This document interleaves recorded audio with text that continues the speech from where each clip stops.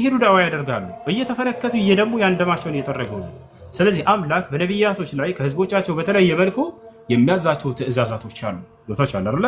ከዚያ መካከል ምንድነው ከተባለ ከአንድ በላይ ማግባትን ይደነግግባቸው ነበር።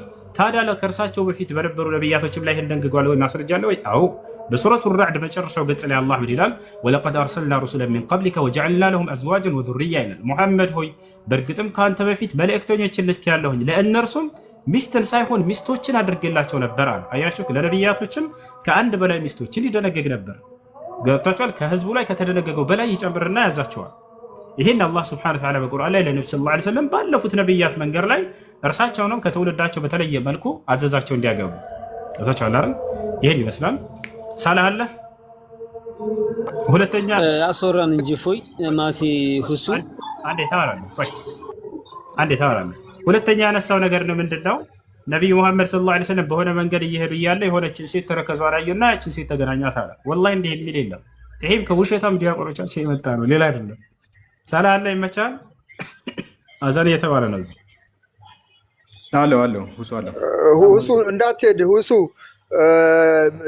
እርግጠኛ አይደለሁም። ሌላ ደግሞ የማንን ነው የአንድ ምስኪን ቀምተው ያገቡትን አብራራልኝ። እኔም አሁን እንዲህ ውሸት ነው በለኝ፣ ውሸት ነው ብዬ እንዳመም ማለት ነው።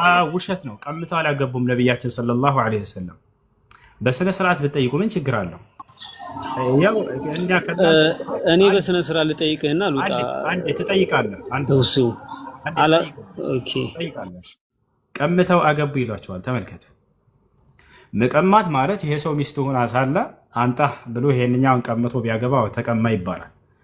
እሺ ለምሳሌ ሳላህ የሆነችን ልጅ አገባን በል። ሳላህ ጋር አልተስማሙም፣ ተለያዩ፣ ተፋቱ። ከዚያ በኋላ ከእርሱ ጋር ከተፋቱ በኋላ እርሱም የራሱን ህይወት ጀመረ። እርሷም ንጹህ ሆነች፣ ማንም ባል የለባት። ሄድኩኝና እኔ ሳላህ አግብቷት የፈታትን ልጅ አገባሁኝ። የሳላህ ሚስት ቀምቷታል ሁሴን ማለት ይቻላል? አይቻልም። ዘይድ ብኑ ሐሪታ የሚባል ሰው ነበር፣ ሚስት አገባ። ዘይነብ ብንት ጃሕሽ የምትባለን ሰው። ይሄ ነው ቁርአን ላይ ያለው፣ እሱ ነው ሊላቸው የፈለገው። እነሱ አያችሁ አቃይረው ነው አዟዙረው ምናምን በእርሳቸው ላይ ቀምቶ አግብቶ ምናምን ብለው ይሄን ቆሻሻ ቃል ይነግሯቸዋል። ይሄ እውነት እየመሰላቸው ነው። እነዚህ ልጆች እውነት አይደለም፣ ውሸት ነው። ገብታችሁ አላረን? እንታገሳቸዋለን። እናንተን ሳንሆን የምንወቅሰው ይሄን ውሸት የሚነግሯቸው ሰዎች ናቸው። ቆም ብላችሁ ግን አስቡበት፣ ምን ያክል ቅጥፈትና ውሸት እንደሚጭኗቸው ጭንቅላት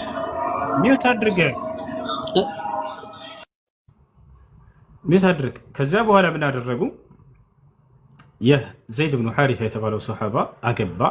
ማንን? ዘይነብ ብንት ጃሕሽ የምትባለን ሴት። ከዚያ በኋላ ፈታት። እርሱ አላህ ቃል በቃል በቁርአን ላይ ተናገረ። ፈለማ ቀዷ ዘይዱ ሚንሃ፣ ዘይድም ከእርሷ ጉዳዩን በጨረሰ ጊዜ አለ። በቃ ጨረሰ ጉዳዩን፣ ፈታት ማለት ነው። ጣይ ጠለቀሃ አሉ ዑለሞች። ከፈታት በኋላ ዘወጅናከሃ፣ እኔ ደግሞ አንተ እርሷ እንድታገባ ደነገግኩልህ ወይም አዘዝኩህ እያለ ተናገረ፣ ዳርኩህ ይላል። ስለዚህ ነቢያችን ሰለላሁ ዐለይሂ ወሰለም መቼ ነው ያገቧት ከተባለ ዘይድ ያንኛው ሰሃባ ፈቶ ከጨረሰ በኋላ ነው። ከፈታት በኋላ ብሎ ቃል በቃል አላህ በቁርአን ላይ ተናገረ። ከዚያም አንተ እንድታገባ አዘዝኩ፣ አገባሃት። ይሄ ነው ቀማትም ቢቀሙ የሚለው ይሄ ነው። እንግዲህ አላህ ሙስተዓን። ሳላህና እንትናሉ እኔ ብቻ ላወራ አላልኳችሁም። እሱ አንድ ጥያቄ ልጠይቅ። አንዴ ትጠይቃለህ። ይኸው ሳላህ አለ፣ እኔና ሳላህ አንድ ነን። እኔ ጠይቄ ልውጣ። በቃ ጨርሻለሁ እኮ እሱ እኔ እኮ ጨርሻለሁ። ሳላቀጥላቸው እኔ ጋር አዛን ጠይቃለህ። ቆይ ናይ ችግር የለውም ሁሱ መሄድ ትችላለህ። ጂሰስ ጥያቄ ጠይቅና ደብል ስታንዳርድ እያደረግን እናወራለን። ቀጥል። ኦኬ የወጣ ነው እሱ የወጣ ነው እንዴ? እሱ ወጥቷል። ከኔ ጋር ነው የምቀጥለው። ኦኬ እሺ ወንድማችን፣ አሁን እኔ ምን እንደሆነ ታውቃለህ? አንደኛ በስና ስራ ነው እኔ የምጠይቀው፣ የማንንም እንትን አልነካም። ግን አሁን ሁሱ ምንድነው እያደረገ ያለው? እኔ የሆነ ጥያቄ ሲጠየቅ የሚያደርገው ስለ ቁርአን ለምሳሌ የሆነ ነገር ሲጠየቅ እሱን ከመመለስ ይልቅ ወደ መጽሐፍ ቅዱስ ገብቶ እሱን ከሁሱ ጋር ታወራለህ። አሁን ጥያቄህን ጠይቀኝ። እሺ ወደ ጥያቄ ልግባ። ኦኬ እሺ እኔ ከእሱን የጠየቅኩትን አሁንም አንተንም ጠይቅ። ምክንያቱም ዋናው ነገር እሱ ነው። ስለ ሁሉም ነገር ከማውራት በፊት ስለ ቁርአን ብዙ ነገር አውርቶናል። ኦኬ ግን ከሱ ደግሞ የሚቀድመው ቁርአንን አምኖ ለመቀበል እኔ አሁንም ጥያቄ የነብይነት ማረጋገጫ ነው። በደንብ ማወቅ አንድ የምፈልገው። ነብይ እውነተኛ ምክንያቱም ነው ብለህ እሱ የምትቀበለው ምን ሲያደርግ ነው? አንተ ቆይ ገብቶኛል። አንድ ጊዜ ነቢ ሙሐመድ እውነተኛ ስለ ናቸው ወይስ አይደሉም? አንተ ጋር ጫጫታ አለ። እስኪ ሚውት አድርግልኝ። በጣም ከፍተኛ ጫጫታ አለ። እያዳመጥን ነበር እስካሁን ከ30 ደቂቃ በላይ። አሁን እስኪ እኛ ደግሞ እንሳተፍ። ቆይ ትክክል ነው። ትቀጥላለህ። ቆይ አሁን የነቢ እሱን ሙሐመድን ለመደገፍ ማለት አንዴ ዳኒ እሱን ለመደገፍ ያሁኑ ማለት ዳኒ ሌላ ቶፒክ አይደለም። አንዴ ማንም ደግፍ አላለህም። ቆይ ደግፈኝ አላለህም አይደል እሱ። ስለዚህ ታዳምጣለህ። የነቢ ሙሐመድን ነብይነት ማረጋገጫ ፈልጋለሁ አልክ። ስለዚህ አንድ ነብይ ምንድነው ማረጋገጫው? እውነተኛ ነብይ ነው የሚባለው ይሄንን ሲያሟላ፣ ያንን ሲያሟላ፣ ይሄንን ሲያሟላ ነው በልና ክራይቴሪያውን አስቀምጠልኝ። አንድ ነብይ እውነተኛ የሚሆንበትን መስፈርት ስጠኝና ከዛ በኋላ ያንን መስፈርት ይዘን የምር ይሄ መስፈርት ይሰራል ወይስ አይሰራም የሚል ነገር እናያለን። እስቲ አንድ ነብይ እውነተኛ ነው እሺ እሰጥሃለሁ እኮ እሺ፣ ልስጥ አዳምጠኝ።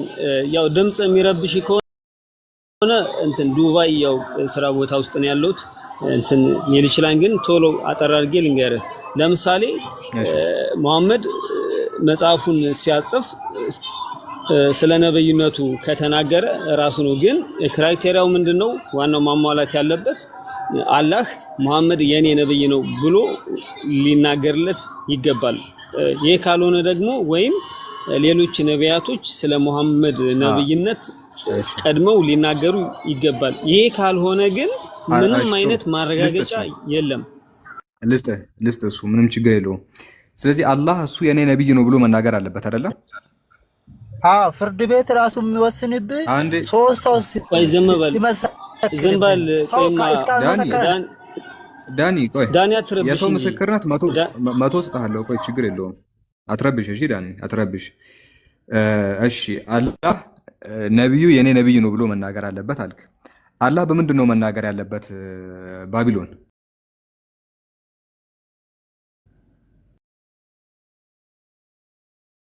እዚህ አንድ ነብይ እውነተኛ ነብይ የሚባለው ግዴታ አስቀድሞ የሆነ ነብይ ስለሱ መናገር አለበት አይደለ?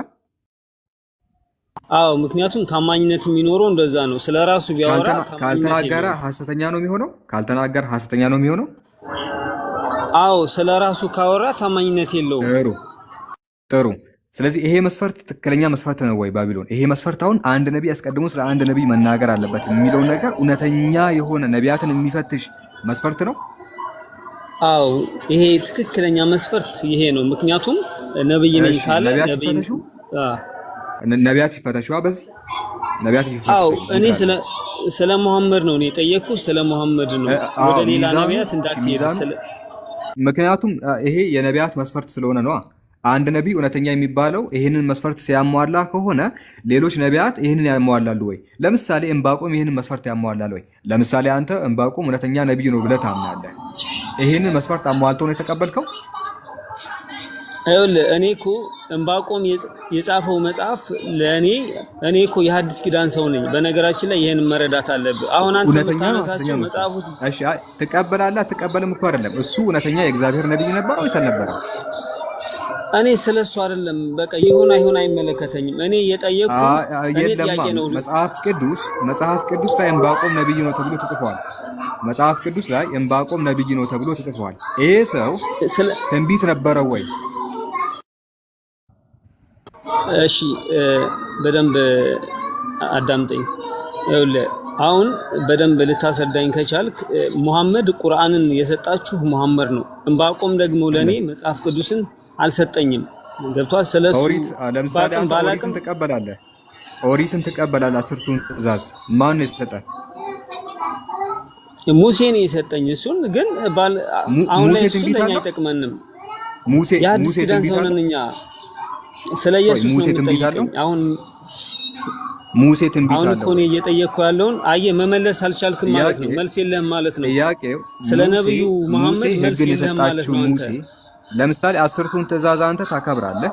በቃ ነጥብ አስተያየው የሚለውን አረና ምክንያቱም አንተ የምትከተለው እያንዳንዱ ነቢያት አንዱም ትንቢት የለው። ሙሴ ሊቀ ነቢያት ይባላል። ስለ መሐመድ ሊቀ ነቢያት ይባላል። ስለ መሐመድ አሳየኝ። አንዴ አዳምጥ። ሊቀ ነቢያት የሚባለው ሙሴ፣ የነቢያት ራስ የሚባለው ሙሴ ትንቢት የለውም። አብርሃም ነቢይ ነው፣ ትንቢት የለውም። ኦኬ።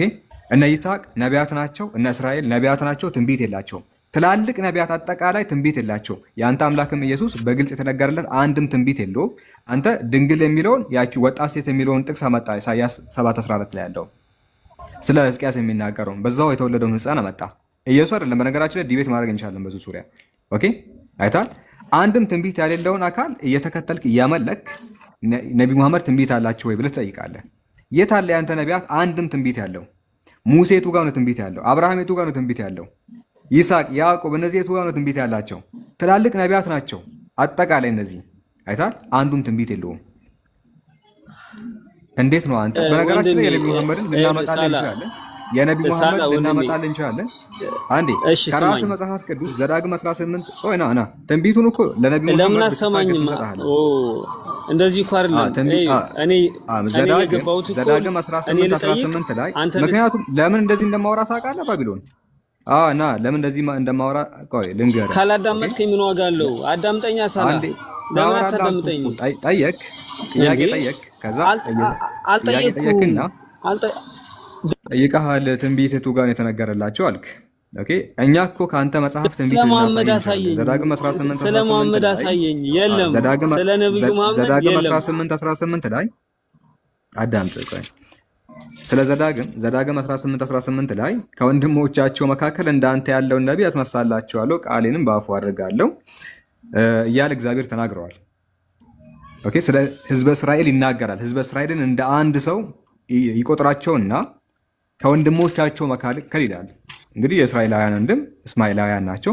ከእስማኤላውያን ወገን የሆነ ነቢይን አስነሳላቸዋለሁ ብሎ በግልጽ ቋንቋ ተናግረዋል።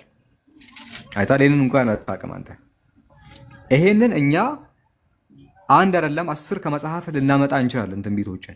ግን ኢቭን ዶ አንተ እንደምትለው ትንቢት እንኳን ባይኖራቸው ዕንባቆም ላይ ያለውን አመጣልሃለሁ፣ ኢሳያስ ላይ ያለውን አመጣልሃለሁ። በጣም ብዙ ትንቢቶችን ላመጣልህ እችላለሁ ከመጽሐፍ ቅዱስ። ግን የላቸውም እንኳን ቢባል እውነተኛ ናቸው። ምክንያቱም አብርሃም እውነተኛ ነቢይ ነው፣ ትንቢት የለውም። ሙሴ እውነተኛ ነቢይ ነው፣ ግን ትንቢት የለውም። ይስሐቅና ያዕቆብ እውነተኛ ነቢይ ናቸው፣ ግን ትንቢት የላቸውም።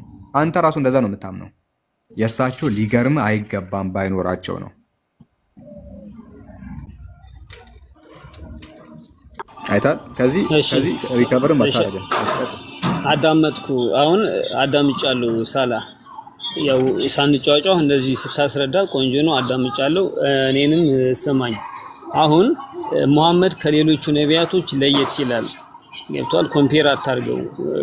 እሱ ለዓለም እንደመጣ ነው የሚነገረውና ስለዚህ መጽሐፉን ያጻፈው እሱ እንደመሆኑ መጠን እኔ የምፈልገው እኔ ስጠይቅህ መልስ ስለሌለህ መጽሐፍ ቅዱስ ውስጥ ሄደህ እኔን አትጠይቀኝ። ቤቱን የከፈታችሁት ልትጠየቁ ልትመልሱ ነው። ስለዚህ እኔ ልትጠይቀኝ አይገባም። እኔ እየጠየቅኩ ነው።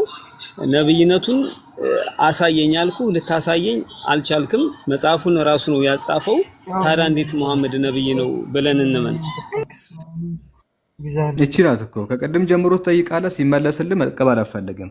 አንተ አእምሮን ዘግተህ ስለመጣህ ነው እንጂ እኔ ምን ብዬ መለስኩልህ? አንድ ነቢይ እውነተኛ የሚባለው መቼ ነው አልኩ። ትንቢት ሲነገርለት አልክ። ኦኬ ውሸት ነው። ምክንያቱም አንተ ነቢያት ብቻ ሳየኝ። እሺ እሱ ብቻ ሳየኝ። እሺ ኦኬ ተረጋጋ። ነቢያት ብለህ የተቀበልካቸው ትንቢት አላቸው ወይ ብለን ስንጠይቅ አንዱም የለውም። ታዲያ ይሄ መስፈርት አብርሃም ውድቅ ያደርገዋል፣ ሙሴን ውድቅ ያደርገዋል፣ ኢየሱስን ውድቅ ያደርገዋል። ኢየሱስ ትንቢት የለውም። አንተ እኮ ኢየሱስን ከመቀበል አልፈ እያመለከው እኮ ነው። ኢየሱስ እኮ እየተመለከ ነው። ባይዘኝ እያመለከው ራሱ ጌታ ነኝ ይላል እኮ። አዎ ጌታ ነኝ እኮ ይላል እሱ ራሱ። እያመለከው ራሱ አንተ ኢየሱስን እያመለከው ራሱ ኢየሱስ ትንቢት የለውም። አዳምጥ። አንተ ኢየሱስን እያመለክ እስቲ ኢየሱስ የሚባል አካል ፍጹም ሰው ፍጹም አምላክ የሆነ ይመጣል ብሎ የተናገረ ሰው አምጣ። ራሱ እኮ እኔ አምላካችሁ ነኝ እኮ ብሏል። እኔ እኮ ጌታ ነኝ ብሏል። እስቲ አምላካችሁ ነኝ ያለበትን ቦታ ስጠኝ። ኦኬ እስቲ ኢሳይያስ በእግዚአብሔር ቆይ ዝም በልማ ዳኒ፣ ቆይማ ዳኒ፣ አምላካችሁ ነኝ ያለበትን ቦታ ነው። አምላካችሁ ነኝ ያለበትን እስኪ ቦታ ስጠኝ። ቆይ ላሳይ ነው እንትና ላይ አለ። ያልከውን ድገም እስኪ። ዮሐንስ መጀመሪያ ያልከውን ድገም። እሺ እኔ ጌታችሁ ነኝ። አይ ነው ቅድም ያልከውን ድገም። አምላካችሁ ነኝ እንደዛ ይላል ቃሉ እዛ ላይ። አዎ ጌታና አምላክ ምንድነው ልዩነቱ? ልንገርህ ቃሉ ላይ ምንድን ነው የሚለው? ቃሉ ላይ ምንድን ነው የሚለው? ይኸው ለእኔ ላንብብልህ። ለምን አታዳምጠኝም ወንድሜ? ቆይ ቅድም አንተ ያልከው አምላካችሁ ነኝ ብሏል ነው አይደል ያልከው? አዎ መጽሐፉ ላይ አምላካችሁ ነኝ ይላል። ዮሐንስ ወንጌል 13:13 ላይ አምላካችሁ ነኝ ይላል ወይስ ጌታችሁ ነኝ ነው የሚለው? ጌታችሁ ነኝ አይልም። ባይዘ ጌታ እንደዛም አይልም። እንዴ ጌታችሁ ነኝ ማለት ምንድን ነው? አይልም። ቆይ ቃሉ የሚለውን መጽሐፉ አትዋሽ። መጽሐፉን ከፍትልሃለሁ። እንግዲህ ዮሐንስ ወንጌል ምዕራፍ 13:13 ነው እየጠቀስክ ያለው። ካላወቅከው አምላካችሁ ነኝ የሚል ነገር የለም። ዮሐንስ ወንጌል ምዕራፍ 13 ቁጥር 13 ላይ እናንተ መምህርና ጌታ ትሉኛላችሁ እንዲሁ ነኝና መልካም ትላላችሁ ይላል። እናንተ መምህር ነው፣ ጌታ ጌታ ነው። ጌታ ሲባል ምንድን ነው? አምላክ ነው አይደል? መጽሐፍ ቅዱስ ላይ 8 ነው 10 ጌቶች አሉ። የመጀመሪያው ጌታ ዮሴፍ ነው። ሁለተኛው ጌታ ዳዊት ነው። ሁለተኛው ዳዊት ነው። ሶስተኛው ሳኦል ነው። ከዛ አብርሃም ነው። በጣም ብዙ ሰዎች ጌታ ናቸው መጽሐፍ ቅዱስ ላይ። ከነዛ መካከል አንዱ ኢየሱስ ጌታ ነው። ከበጣም ብዙ ሺህ ጌቶች መካከል አንዱ እሱ ነው። ጌታ ማለት አምላክ ማለት አይደለም። ጌታ ማለት አምላክ ከሆነ የኛ አምላክ ያንተ አምላክ አብርሃም ሊሆን ነው። አብርሃም ጌታ ተብሏል መጽሐፍ ቅዱስ ላይ። ጌታ ይሸምግላል ትላለች ማናት ሳራ። ለሕዝበ እስራኤል ሙሉ ጌታ ነው ይላል ማን? ዮሴፍ ጌታ ነው ማለት አምላክ ነው ማለት አይደለም። አይታል። ኢየሱስ ጌታ ቢባል ከአብርሃም አያንስም። ጌታ ሲባል አለቃ ነው። ጌታ ሲባል መምህር ነው። ጌታ ሲባል የሆነ ፊተኛ የሆነ አካል ማለት ነው፣ ራስ ማለት ነው እንጂ አምላክ ማለት አይደለም። ጌቶች በጣም ብዙ ናቸው መጽሐፍ ቅዱስ ላይ። አንዱ እሺ ስማኝ፣ አሁን እኔ መጽሐፍ ቅዱስ ውስጥ እሺ አትቀበለኝም አንተ ስለማትቀበለኝ ይሁን አይሁን በቃ እሺ እሱን ትቼዋለሁ። ግን ተቀበለው ጌታ ነው ያለው። ጌታ ደግሞ 10 አዳምጠኝ። አይደለም ቤት እኮ የከፈትከው ጥያቄ ተጠይቀህ መልስ ለመመለስ ነው። ባቢ አትቀበለውም ማለት ነው። እኔ አልቀበለውም ሳይሆን ያልኩ እባክህ እኔ ያላልኩትን ነገር አፌ ላይ አታስቀምጥ። እኔ እኮ አልቀበልም አላልኩም። እኔ ያልኩት ምንድን ነው? እሺ አዳምጠኝ። ኢየሱስ ጌታ ተብሏል ዮሐንስ ወንጌል ምዕራፍ 13 ቁጥር 13 ላይ። ጌታ መባል ግን አምላክ መባል አይደለም። ምክንያቱም አብርሃም ጌታ ነው፣ ዮሴፍ ጌታ ነው፣ ዳዊት ጌታ ነው። የኔ ጥያቄ እሱ አይደለም። በቃ ብዙዎቹ ጌታ ናቸው። ኢየሱስ አንዱ ጌታ ቢባል ምንም ችግር የለውም ነው። ጌታ ማለት አምላክ ማለት አይደለም።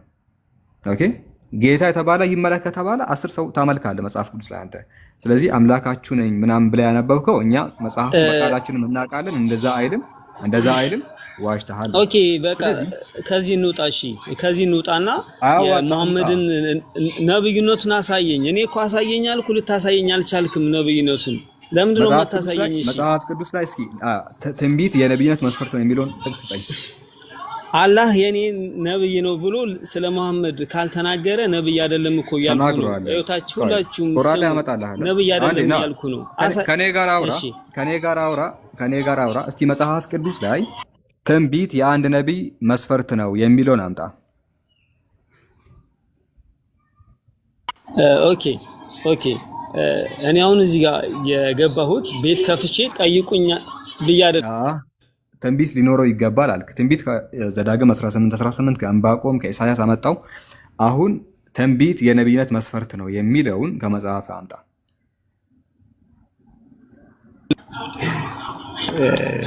ሳላ ትገርማለህ። መመለስ አቃታዬ።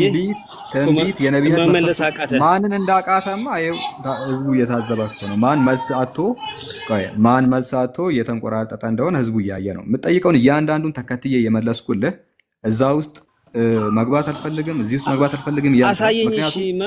እሺ ማስረጃ። እሺ እኔ ልቀበል። በቃ እኔ ዘዳግም 18:18 ስለ ነብዩ መሐመድ የሚናገር ነው። ቀጥል። እሱን መጀመሪያ ነብዩ መሐመድ ነብይ ነው አይደለም የሚለውን ለማወቅ ዘዳግም 18:18 ሊናገርለት ይገባል። ዘዳግም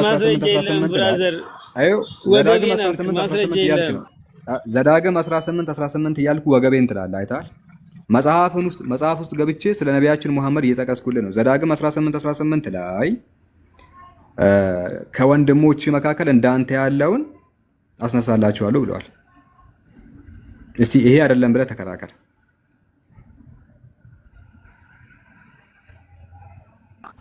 እንደ ሚውት ነው ታረጋታ።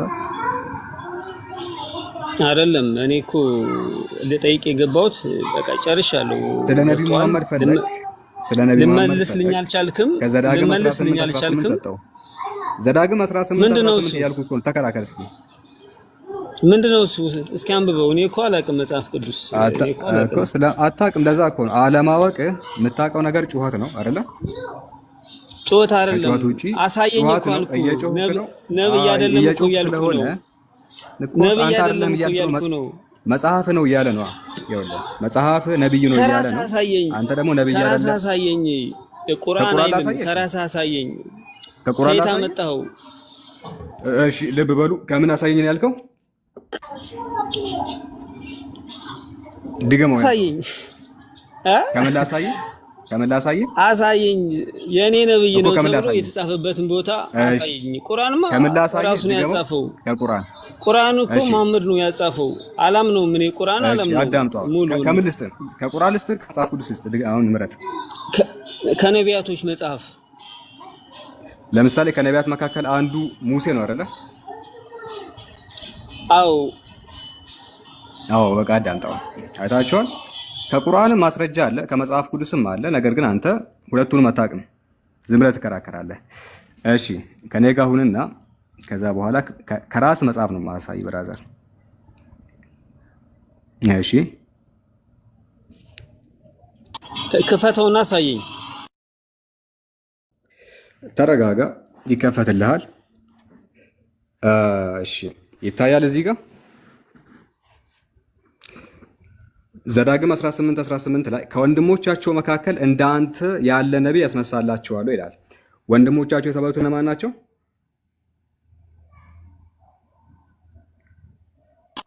መሐመድ የሚለውን አሳየኝ። ምንድነው የምታሳየኝ? እዚህ ጋር ወንድሞቻቸው ሲል ቆይ ወንድሞቻቸው ሲል እነማንን ነው የሚያሳየው? አስረዳኝ። አንተ አይደል እንዴ ታስረዳኝ የከፈትከው? መጽሐፍን አታውቅም እንዴ? መጽሐፍን አታውቅም እንዴ? ላስረድ። እኔማ እሱ ጋር እኮ መሐመድ የሚለውን አሳየኝ። ሁለተኛ ስትቀባጥር እንዳልሰማ። ስለዚህ መጽሐፉን አያውቅም ይሄ ልጅ። መጽሐፉን ስለማያውቅ እናስተምረዋለን። ሚውት አድርግና ተማረው። እሺ አስተምረኝ። ሚውት አድርግና አዳምጣው። እሺ ከወንድሞቻቸው መካከል እንዳንተ ያለ ነብይ ያስነሳላቸዋል ይላል። እዚህ ጋር እግዚአብሔር እየተናገረ ነው። ኦኬ እግዚአብሔር ምን ብሎ ይናገራል? ከነሱ ከወንድሞቻቸው መካከል እንዳንተ ያለውን ነብይ ያስነሳላቸዋል አለ። እሺ ወንድሞች የተባሉት እነማን ናቸው? ከላይ ከፍ ብለህ ስታይ እስራኤላውያን ናቸው። ያው ሙሴም የተላከበት እስራኤላውያን ስለሆኑ ግልጽ ነው። ኦኬ ከነሱ ወንድሞች መካከል እንዳንተ ያለን ነብይ ያስነሳላቸዋል አለ። የታለ መሐመድ የሚለው? እንደ ሙሴ ያለን መሐመድ የሚለውን አሳየኝ። አዳምጥ። ቅድም አንተ ኢየሱስ የሚለውን አምጣ ስትባል አላመጣህም። አዳምጣው። ከእስራኤላውያን ወንድሞች መካከል እንዳንተ ወገናችን ሚውት አድርግ። የገዛ መጽሐፍን አታውቅም። ይኸው ከመጽሐፍ ቅዱስ እያመጣሁልህ ነው። ከወንድሞቻቸው ከእስራኤላውያን ማለት ነው እንዳንተ ያለን ነብይ ያስነሳላቸዋል አለ። እንደማን ያለን? እንደ ሙሴ ያለን። እንደ ሙሴ ያለ ሲባል ምን ማለት ነው ከተባለ አዲስ ሕግን ይዞ የመጣ ምክንያቱም ሙሴ አዲስ ሕግን ይዞ የመጣ ነው። ቃሌንም በአፉ አደርጋለሁ አለ። የሕዝበ እስራኤል ወንድሞች እነማን ናቸው ከተባለ የእስራኤል ወንድም ራሱ ማን ነው? እስማኤል ነው። ግልጽ ነው። ይሄ ወገናችን የሚያውቅ አብርሃም ብዙ ልጆች ነበሩት። ይስሐቅ ወንድም ነው። ከዛ በኋላ እስማኤልም የአብርሃም ልጅ ነው። ከእስማኤላውያን መካከል እንደ ሙሴ ያለ ነብይ ይነሳል አለ። ቃሌን በአፉ አደርጋለሁ። ከእስማኤላውያን ወገን የተነሳ አንድ ነብይ ስንጠራ እሱ ነብይ መሐመድ ነው። ማስረጃ ያስጣለሁ። ከወንድሞቻቸው መካከል እንዳንተ ያለ ነብይ ያስነሳላቸዋል። ከህዝበ እስራኤል ወንድሞች ከእስማኤላውያን ወገን ማለት ነው። ከእስማኤላውያን ወገን እንደ ሙሴ ያለ ነብይ ሊነሳ ነው። አሁን እሱ ምንም ማስረጃ እያሳየኝ አይደለም። ምሳላ ወገናችን ቁጭ በልና አዳምጥ። መጽሐፌን አላቅም አልክ እኮ አንተ። እኔ መጽሐፍ ቅዱስን አላቅም አልክ። ስለዚህ ላስተምርህ ነው። አስተምረኝ አልክ። ስለዚህ ዝም ብለህ አዳምጣ።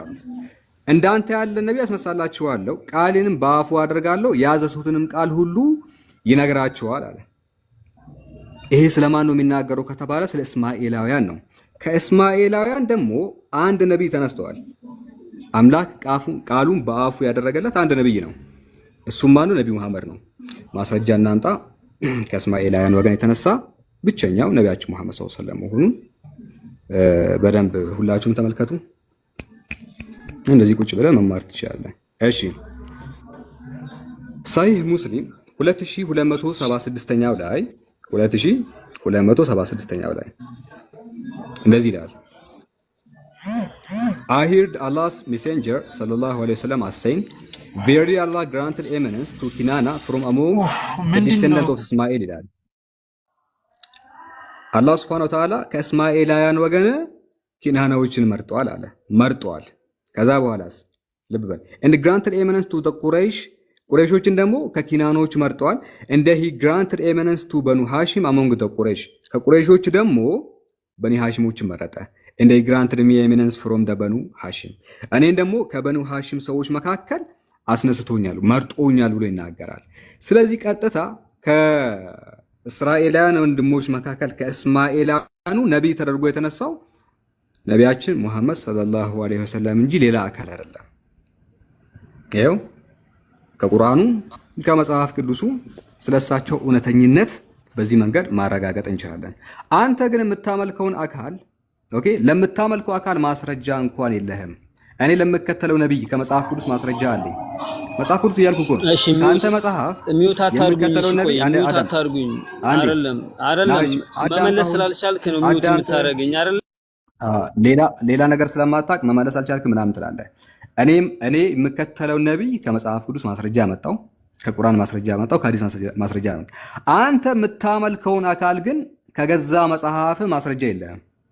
አንተ የምታመልከውን እኔ የምከተለውን ከመጽሐፍ ቅዱስ ማስረጃ ያመጣው፣ አንተ የምታመልከውን ያንን ሰው ከመጽሐፍ ስለ ሙሐመድ አሳየኝ የለህም።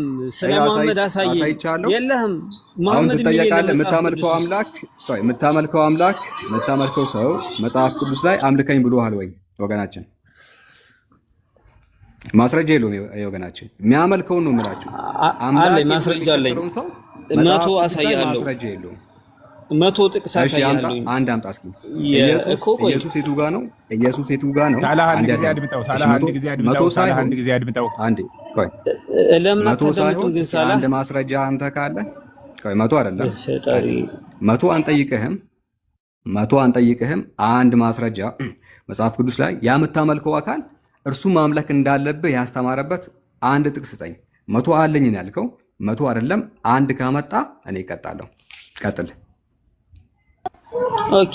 በመጀመሪያ ግን ማለት እንደ ሁሱ ለመሆን ሞክር። አሁን ሁሱ እንዳንተ አይደለም ያዳምጣል። ወገናችን ፖለቲካውን ተውና መቶ ያልከውን እስቲ ከመቶ ውስጥ አንዱን መዘህ ከመቶ ውስጥ አንዱን አዳምጥ።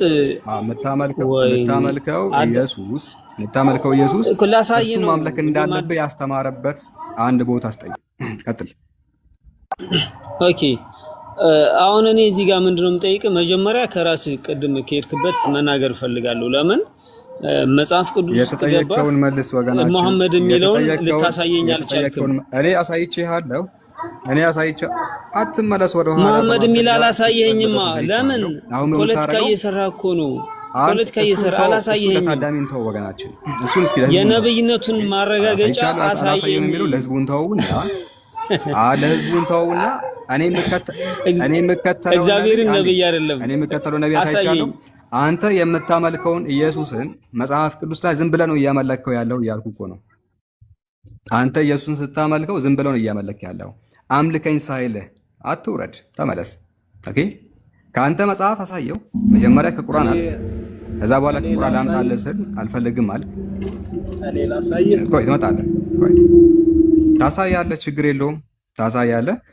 ከቁርአንም ከመጽሐፍ ቅዱስም ከሐዲስም አመጣን። እኛ እርሱን እንደምንከተለው ነብይም እንደሆነ አንተ ግን ዝም ብለህ ከመሬት ተነስተህ ነው የምታመልከው እንጂ እሱ አምልከኝ አላለህም። ለዛ ነው ፈርጥጠህ የምትወጣው። ኦኬ። ይህንን ከተረዳ የጌታ ልጅ ኢየሱስ መጽሐፍ ቅዱስ ላይ እንድናመልከው አስተምሮናል። እንቀጥል። የጌታ ልጅ ይቀጥላል። ሰላም አንድ ሰዓት በላይ ሰላም ብያችኋለሁ። እና ኢየሱስ ክርስቶስ በራሱ ቃል በእኔ እመኑ፣ በአባቴም እመኑ። በእኔ የሚያምን የዘላለም ሕይወት እንዲኖር እንጂ እንዳይጠፋ አንድያው ልጁን እስኪሰጥ ዓለምን ወዷልና ይላል። ስለዚህ አንደኛው በእኔ የሚያምን የዘላለም ሕይወት እንዲኖረው ገብቷል። ማን ነው ይሄንን እየተናገረ ያለው? ኢየሱስ። ጥያቄው ምን ነበር? የጌታ ልጅ አምልኩ ያለበትን አምልኩኝ ያለበትን ጥቅስ ስጠኝ። እሺ ጥቅሱን ስጠኝ። አምልኩኝ የሚለውን ጥቅስ ስጠኝ። ምንም ችግር የለውም። እና በእኔ እመኑ ማለት ምን ማለት ነው? አምልኩኝ ማለት አይደለም። አምልኩኝ የሚለውን እነግርሃለሁ። መጽሐፍ ቅዱስ ሲናገር በነቢያት እመኑ ይላል። በነቢያት እመኑ፣ በእግዚአብሔር እመኑ ይላል መጽሐፍ ቅዱስ። ማመን እናምናለን። ነቢያት አይደለም። ምክንያቱም እመኑ ማለት አምልኩ ማለት አይደለም። የጌታ ልጅ በእኔ እመኑ ማለት አምልኩኝ ማለት አይደለም። እሱ ራሱ አብራርቷል። በነገራችን ላይ እመኑ የሚለውን አብራርቶ አስቀምጧል ኢየሱስ። እመኑ ማለት ይሄ ማለት ነው ብሎ አብራርቷል። አሁን የጠየቅኩት ጥያቄ አምልኩኝ ብሎ ያውቃል ወይ? አንዴ በተራ ተራ እናወራለን። እሺ ደስ የሚል አድማጭም ደስ የሚለው ተራ ተራ ሲሰጥ ነው። አንተ ጠይቀኝ፣ ከዛ መልስ እሰጥሃለሁ። አድምጠኝ። ተሳስቼ ከሆነ ትመልሰኛለህ፣ ተሳስተህ ከሆነ መልሳለሁ። ስለዚህ ምንድነው ሰው ልጅ ማምለክ ማለት ኦልሬዲ ማመን ነው። ይቀር አምነ አይደለም። ከዛም በኋላ አምልኩኝ ወደሚለው አይደለም። የጌታ ልጅ መጽሐፍ ቅዱስ ላይ ኢየሱስ በእኔ እመኑ ሲል መልእክተኛ መሆኔን እመኑ እያለ ነው ኢየሱስ። አንዴ ቆይ አልተጠየቅም። እሱን መጽሐፍ ቅዱስ ላይ እመኑ የሚለውን ኢየሱስ ሲያብራራ መልእክተኛ መሆኔን እመኑ ማለቴ ነው ብሎ ተናግሯል። የዮሐንስ ወንጌል ምዕራፍ 17 ቁጥር 3 ላይ እመኑ ስላችሁ እኮ አለ በእኔ እመኑ ስላችሁ መልእክተኛ መሆኔን እመኑ ማለቴ ነው ብሎ ተናግሯል። የዮሐንስ ወንጌል ምዕራፍ 17 ዮሐንስ ወንጌል ላይ እኔ እውነትም ሕይወትም መንገድም ነኝ ይላል። እኔ ከሱ ግንድ ነኝ፣ እናንተም ደግሞ ቅርንጫፎች። የጌታ ልጅ እመኑ ሲል አንተ ቆይ የጌታ ልጅ አንተ ስለምን እያወራን እንደሆነ ራሱ አልተረዳህም። የጠየቅኩት ጥያቄ አምልኩኝ ብሎ ያውቃል ወይ አልኩ። አዎ ያውቃል። የቱ ጋር አልኩ? በእኔ እመኑ ብሏል። በእኔ እመኑ ማለት አምልኩኝ ማለት አይደለም። በእኔ እመኑ ማለት አምልኩኝ ማለት አይደለም። አሁን አንተን የምጠይቅህ አምልኩኝ ያለበት ቦታ አለ ወይ? የጌታ ልጅ አምልኩኝ ያለበት ቦታ አለ ወይ? ቆይ አምልኩኝ ያለበት ቦታ አለ የለም? እየሰማህ አይደል? አምልኩኝ ያለበት ቦታ አለ ወይስ የለም? እሺ አምልኩኝ ያለበትን ቦታ ስጠኝ። እኔን አምልኩኝ አላለም ቃል በቃል ግን በእኔ እመኑ ብለዋል። አንደኛ እመኑ ሁላችሁም ሰምታችኋል። ሁላችንም ሰምተናል። ጥሩ መልሰሃል። ገብቶሃል? በቃ መልሰሃል። መልሰሃል። አምልኩኝ ያላለም የጌታ ልጅ አንድ ጊዜ በቃ ኢየሱስ በራሱ አንደበት አንተም እንዳልከው አምልኩኝ ያላለም አይደለ? ልክ ነኝ? አምልኩኝ ብለህ ማምለጫ የሆነ ነገር አትሄድብኛል። ማምለጫ የሆነ ነገር አላለም አይደለ? አንተ አምልኩኝ ያላለማ አይደለ? ድገምልኝ። አምልኩኝ ያላለማ ለምንድን ነው እንዲህ እንትን የምታደርገው? መንፈሳዊ መንገድ ነው እየሄድን ያለ ነው። መንፈሳዊ ጥያቄ መስማት ፈልጌ ነው። ወሳኝ ቃል ስለሆነ ድጋሚ መስማት ፈልጌ ነው። እመኑ ማለት አምልኩኝ ማለት ነው። እመኑኝ ማለት ወደ እሱ እንመጣለን። መንገድም ከእኔ በቀር ወደ አብ የሚሄድ የሚወስድ መንገድ የለም። የጌታ ልጅ እንደዚህ እንትን ስላልክ ታመልጣለህ ማለት አይደለም። እኔ አልፈታም። ማምለጥ አይደለም እኮ ማምለጥና አለማምለጥ ጥያቄ ችግር የለውም። በመጽሐፍ ቅዱስ ጥቅስ ነው መልስላለሁ። ችግር የለውም። ወደ እመኑ እመጣልሃለሁ። ኢየሱስ በራሱ አንደበት እኔን አምልኩኝ ብሎ ያውቃል? አምልኩኝ ማለትና እመኑኝ ማለት ተመሳሳይ ነው። ገብቶሃል? ወደሱ እመጣልሃለሁ ግን ወደሱ እመጣልሃለሁ እኮ ወደ እመኑ እመጣለሁ ግን እሱ ራሱ አምልኩኝ ብሎ ያውቃል ወይ? እሺ ለምሳሌ ልንገርህ፣ አንድ ነገር በመንፈሳዊ ሕይወት ነው የምትረዳው። ገብቶሃል? እንዲህ ዝም ብለህ በደረቅ የምትጠይቀው ነገር አይደለም። ሲጀመር በደረቅ እኔን አምልኩኝ ብሎ ያውቃል ወይ? ማመን እኔ እግዚአብሔር እኔ አምላክ ነኝ ወይም እኔ ጌታ ነኝ በእኔ እመኑ ያለኔ እመጣለሁ ወደሱ እንመጣለን ያለኔ መንገድም እሱ በራሱ አንደበት የለም ካለ እኔ መንገድም ህይወትም ነኝ ካለ እንመጣለን ወደሱ ችግር የለውም። ግን ኧረ እዚህ ጋር ቁም አምልኩኝ ብሎ ያውቃል ወይ? እሺ ማለትም እኔ አንተ አምልኩኝ ማለቱን ነው የፈለከው አንተ አምልኩኝ የሚለው ቃል በቃል የለም ብያለሁ። ቴንክ ዩ እንደዚህ መልስ። እሺ አምልኩኝ አላለም እመኑ ብሏል አይደል? አዎ እመኑኝ በሚለው ላስረዳ። አሁን ማመን ማለት እሺ ማመን ማለት መጽሐፍ ቅዱስ ላይ ማምለክ አይደለም። እኔ ላስረዳ። አንተ አይደለም የምታስረዳው፣ አንተ ሙስሊም ነህ። እኔ ላስረዳ መጽሐፍ ቅዱስ ላይ እንደዚህ ነው። ኖ እባክህን አንተ በመጽሐፍ ቅዱስ አትምጣ። መጽሐፍ ቅዱስን አትቀበለውም አታውቀውም። ምክንያቱም መጽሐፍ ቅዱስ አንተ እንደምትለው አይደለም የሚለው። ኖ አይደለም። ለምንድን ነው ወደ እኔ የምትመጣው? ወደ እኔ የምትሄድ ከሆነ ማንኛውም ጥያቄ እኔን ጠይቀኝ። ቁርአን ደግሞ አንተን ጠይቃለሁ።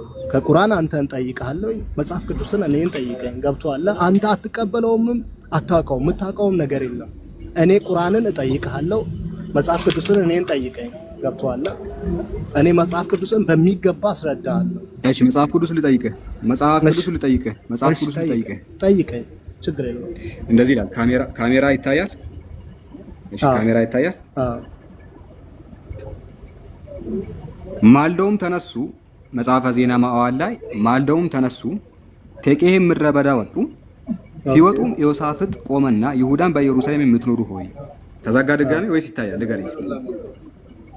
ይታያል ካሜራ ማለት መጽሐፍ ቅዱሱ አይታይም።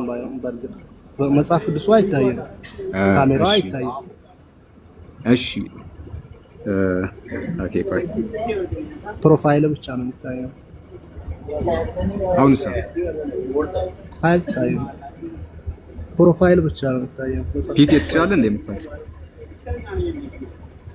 አንተ መክፈት ትችላለህ መጽሐፍ ቅዱስ? ኖርማሊ እኔ አውቃለሁ። እኔ ስለማውቀው አንተ ዝም ብለህ አውራኝና ችግር የለውም። ባትጠቅስም ችግር የለውም። ኧረ ይከፈት። ቆይ መጽሐፈ ዜና ካልዕ ምዕራፍ 20 ክፈት። ዜና ካልዕ 20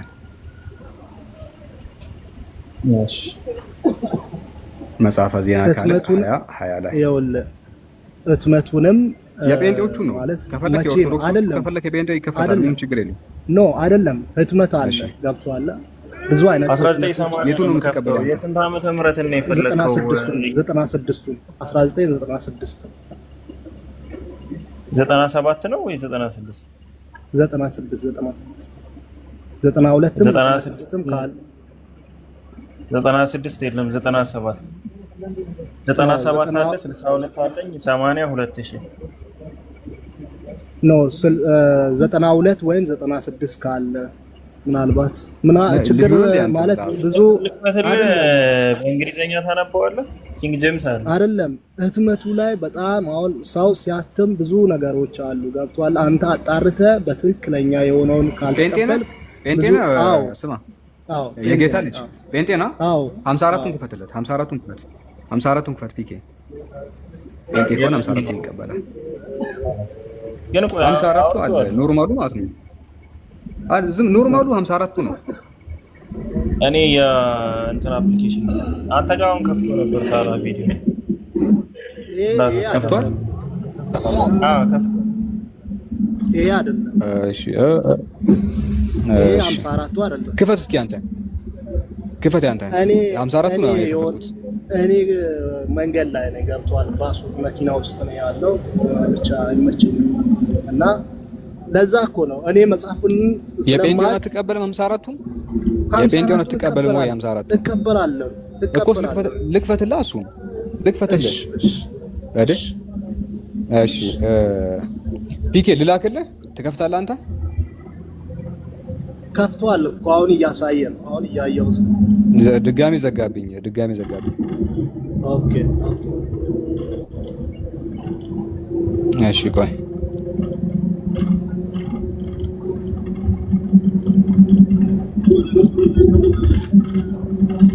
እሺ ፒኬ ልላክልህ ትከፍታለህ? እኔ ችግር የለውም እኮ ብትከፍተውም እያንዳንዱ ወርዱን ማለት ችግር የለውም አውራ ከዛ ችግርማ አለው ብያልክ አይደል እንዴ አንተ? እሺ ለፒኬ ልካለሁ 50 ቆይ ለፒኬ ልካለሁ ችግር የለውም ቆይ ፒኬ ይከፍታል ችግር የለውም። ኦኬ ሳላ እንደ ይሰማል አውርጄዋለሁ ይሰማል። ቅድም ማለት ነው ልጁ ሲጠይቅ አሁን ልጁ ሲጠይቅ ባለው የጌታ ልጅ ቆይ መጽሐፍ ቅዱስን ጨርስ መጀመሪያ ፒኬ ከ20 ፈት ካለ 20 ሌና ካለ 20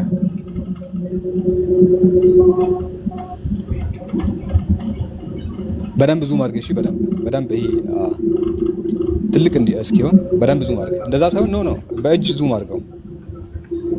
አይሆንም በእጅ ዙም አይሆንም። አፕሊኬሽኑ ስክሪንሻት ላድርገው። እሺ ሲቲንግ አለ ቆይ ሲቲንግ መጨረሻ ላይ ሲቲንግ አለ። ሲቲንጉን ልካ ከዛ ፎንት የሚል የለ ፎንት ሳይዝ እስከ መጨረሻው ጨመርበት። ይሄን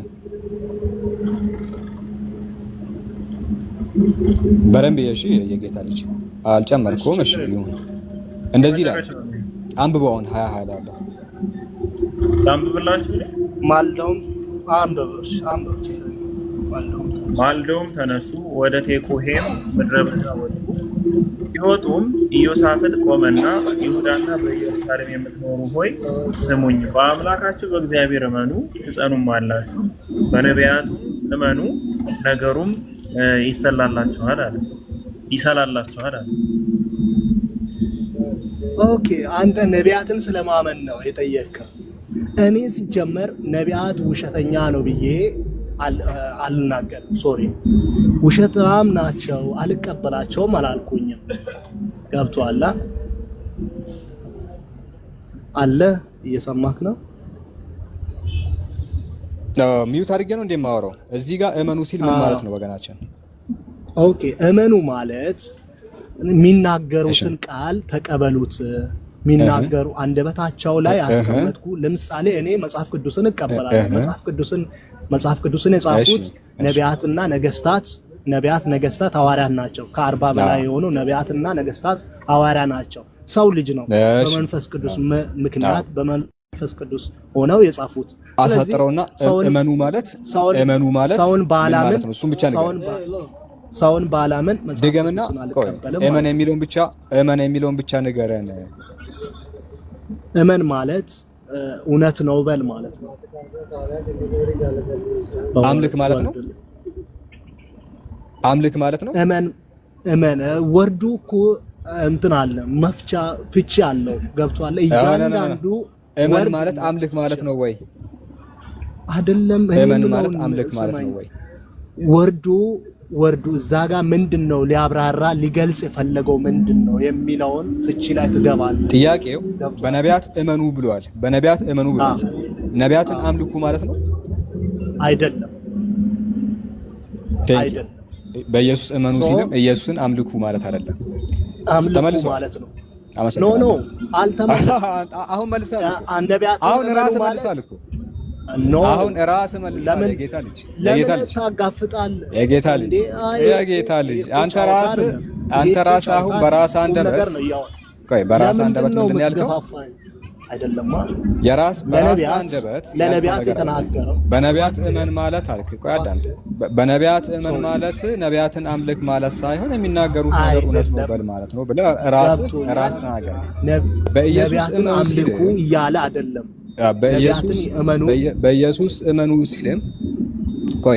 በኢየሱስ እመኑ ሲልም አምልኩት ማለት ሳይሆን የሚናገረው ነገር እውነት ነው በሉ ማለት ነው። መጽሐፍ ቅዱስ አሁን ለምሳሌ አንድ ነቢይ ከመጽሐፍ ቅዱስም ሆነ ከቁርአን አንድ ነቢይ እኔ ሕይወትም መንገድም እውነትም ሕይወትም መንገድም ነኝ፣ በእኔ የሚያምን የዘላለም ሕይወት ይኖራል ብሎ የተናገረው ነቢይ አለ? እኔ ፍጹም ነኝ ያለው ከእንትና በቀር አለ? ከኢዮብ በስተቀር ፍጹም ነኝ ያለ ሰው አለ? ማለት ፍጹም እኮ ኢዮብ ፍጹም የሆነው ኢየሱስ ፍጹም አይደለም። ከኢየሱስ በስተቀር ወደ ፍጹምነት አትሄድ። ሌላ ጥያቄ መጽሐፍ ቅዱስ ላይ አንድ ነቢይ ብቻ ነው። ያው ስማ፣ መጽሐፍ ቅዱስ ላይ ኢዮብ እኔ ፍጹም ነኝ ብሎ ተናግሯል። እንደዚህ የተናገረ እግዚአብሔርን ጨምሮ ማለት ነው።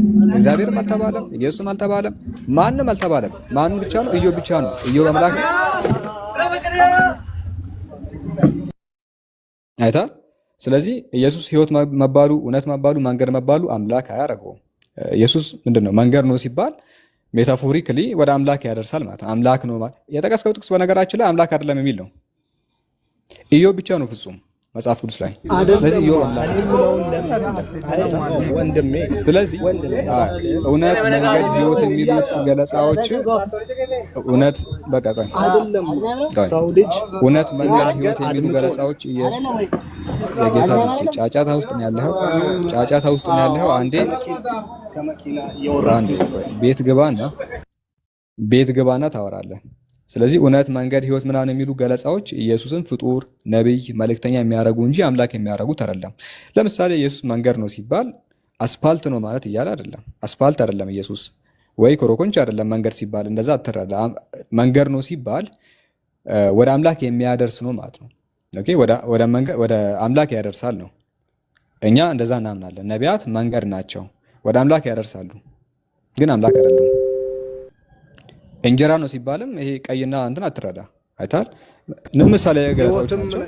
ነብይ ሕይወትም ነኝ ማለትስ ሕይወት ነኝ ማለት አንድ እሱ ልንገርህ። እሺ ሕይወት ማለት ሜታፎሪካሊ ምንድን ነው? እውነት ማለት ነው። ልንገርህ እሱ ምክንያቱም አዳም ኃጢአትን በሰራ ጊዜ እግዚአብሔር ምን አለው? ሞትን ትሞታለህ አለው። ሞት ትሞታለህ። ሞት ምንድን ነው? አዳም በበላ ቀን አልሞተም፣ ግን ትሞታለህ ብሎታል። ሞት ማለት ከእውነተኛ መንገድ መለየት ነው። ከአምላክ ሕግ መውጣት ነው። ሞትን ትሞታለህ ሲለው ከእውነተኛው ከአምላክ መንገድ ትወጣለህ እያለው ነው። ሕይወት ደግሞ ምንድነው? ወደ አምላክ መጠጋት ነው። ኦኬ፣ ወደ አምላክ መጠጋት ነው። ኢየሱስ ሰዎችን ወደ አምላክ ለማስጠጋት ነው የመጣው። ከአንዱ አምላክ ጋር ለማስተዋወቅ ነው የመጣው። አይታል። ስለዚህ ሕይወት ነው ሲባል ሜታፎሪካሊ ምንድን ነው? እውነተኛውን አካል በእኔ በኩል ታገኛላችሁ። ኢየሱስ ክርስቶስ እሺ፣ እንደዛ ከሆነ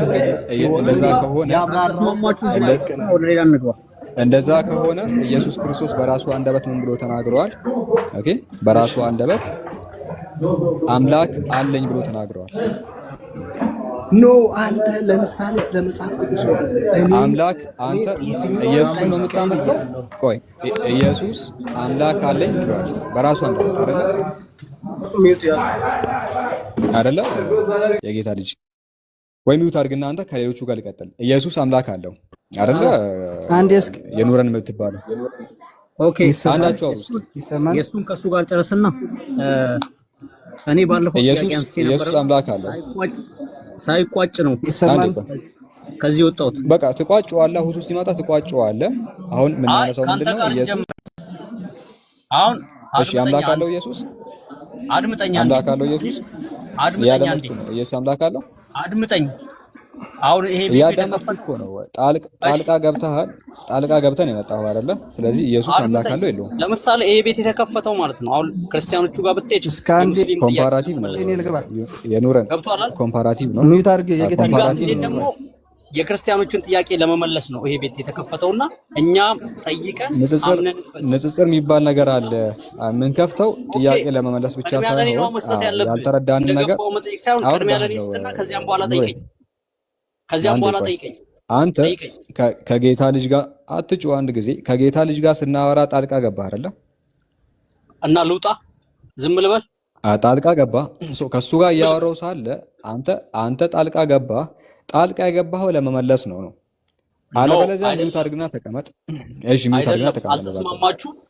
ጊዜ እየፈጃችሁ አልተስማማችሁ? ሚውት አድርግና ተቀመጥ። ከሙሴ ሰለሞን ጋር ቀጥላለሁ። ሚውት አድርግ። ሰላም ሚውት አድርግ። እኔ ጣልቃ ገባሁ። ይቅርታ፣ ሁላችሁም ይቅርታ ጠይቁ። እሺ፣ ችግር የለውም። ከጌታ ልጅ ጋር ስናወራ ኢየሱስ አምላክ አለው ወይስ የለውም በሚለው ነበር እያወራን የነበረው እና ጣልቃ ገብተሃል። ስለዚህ ይህን ጥያቄ መልስ።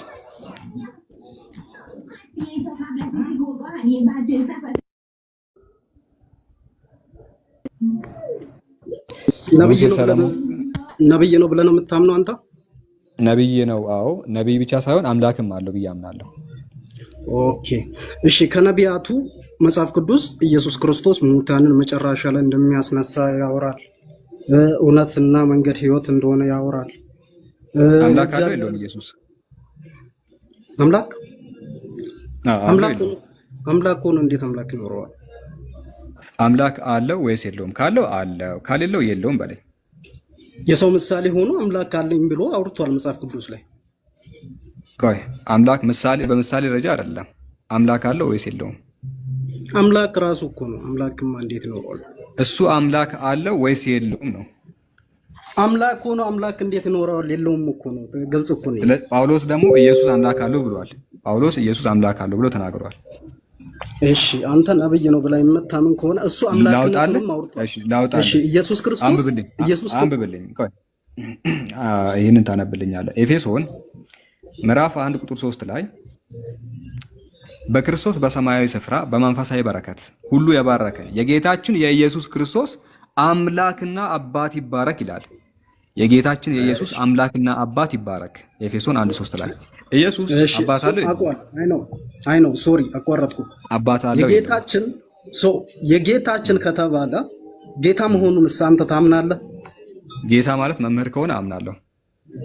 ጌታ እውነተኛ ጌታ እንደሆነ ተናግሯል። ኢየሱስ ክርስቶስ ጌታ ምን እንደሆነ የጌታን ትርጉም እናወራለን።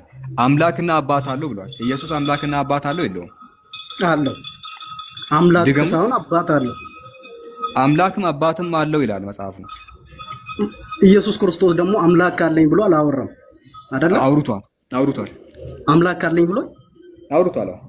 አባት አለኝ እንጂ አምላክ አለኝ አላለም። ይሄ ጳውሎስ የጻፈው ኢየሱስ ክርስቶስ በራሱ አንደበት ያወራው። ጳውሎስን ብሏል። ቆይ ጳውሎስን ብሏል፣ ኢየሱስን ብሏል። ሁለቱም ዋሽተዋል።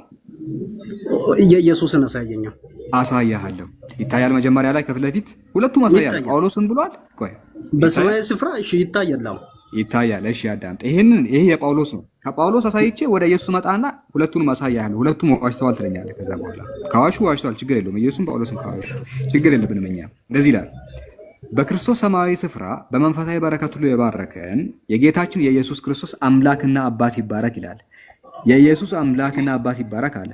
አምላክ አለው የለውም? በጳውሎስ መሰረት ቀጥል አለው የለውም? መጀመሪያ አልኩ እኮ ጳውሎስ ጽፎታል። ኢየሱስ ክርስቶስ ልክ እንደኛ ምድር መጥቷል፣ ሰው ሆኖ። እሺ አዎ፣ ቆይ አምላክ አለው ወይስ የለውም? አልኩ እኮ በሰው ምሳሌ አለው። አምላክ የሌለውን ፍጥረት እኮ የለም። እሺ በሰው ምሳሌ የሚለውን እዚህ ላይ በሰው ምሳሌ የሚለውን ያሳየኝ።